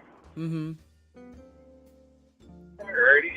Well, shout out to you, Mark, Rick Hummer, late Ross Kiva, and Bob Nuttall, Jake and Dan from the band, Stu Finelli, Cable Guy Forever, Ray from Boston, and many others. All right. Right on. Thank you again, Matt Hill, for putting together SC Utah. Oh, and quickly, I'm doing a meetup in Tulsa, March 9th, 12 to 3 at Louis Grill and Bar. This is RCP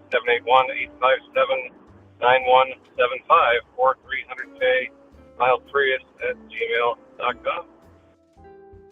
Right on. Thank you very much. Talk to you soon. All right. Talk to you later.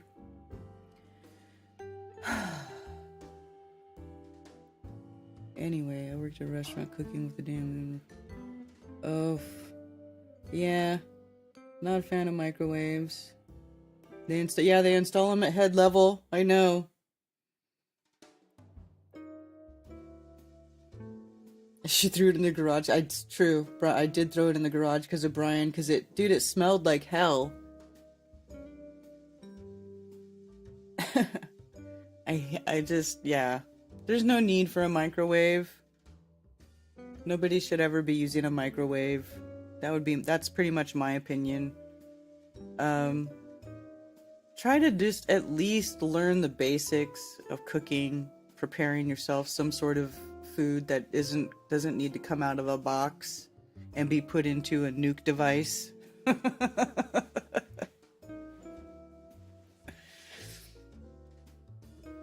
It was installed, yeah. I would use it for storage too if I couldn't just take it out. But mine, you know, obviously I didn't never have a microwave like installed into the house. We just had one and I just took it out of the house finally. Get rid of it. Can't use a microwave with a pacemaker, right? Well, pacemakers, yeah, they're run by a magnet. All right, you guys, I gotta get going. I need to go take care of my Doge. And, you know, go do whatever it is I gotta do. Be a mom. Get prepared for making dinner. Oh, I gotta marinate my short ribs for dinner. And that's it. So anyway, I hope you guys had a good time hanging out here. I always appreciate everybody coming here and chit-chatting and the call-ins and you know, we're all just trying to figure this place out. And, you know, I like doing that. And I like to, you know, learn stuff whenever I can. And I feel like that's what I do here. So Thanks for being here with me. And don't forget to come back here tomorrow evening at 10 p.m. Eastern for Strange World with me and Mark Sargent. And I'm sure he will talk about all the cool meetup that he was at over the weekend in Utah and give us a big rundown on how that all went. And also, I have Crow 777 scheduled to join Mark and I for Strange World on March 12th. So not this Tuesday, but the following Tuesday, we'll have Crow on with us. And so that should be cool. So have a great rest of your day. See y'all tomorrow. And take care. And for those who wish to send me stuff through snail mail, you can send it to P.O. Box 10, Earl, North Carolina, 28038. There are also links below for Flat Earth merch, and you can send me donations. And I do appreciate all the support. Sincerely, thank you very much. Also, please go to flatearthfestivals.com for all information about upcoming Flattoberfests and Flat Earth-friendly local meetups. If you are organizing a local Flat Earth meetup, email me at flatearthfestivals@protonmail.com with your meetup information to have it listed on the website for free. For everything else, you can email me at karenbfe@protonmail.com. Thank you for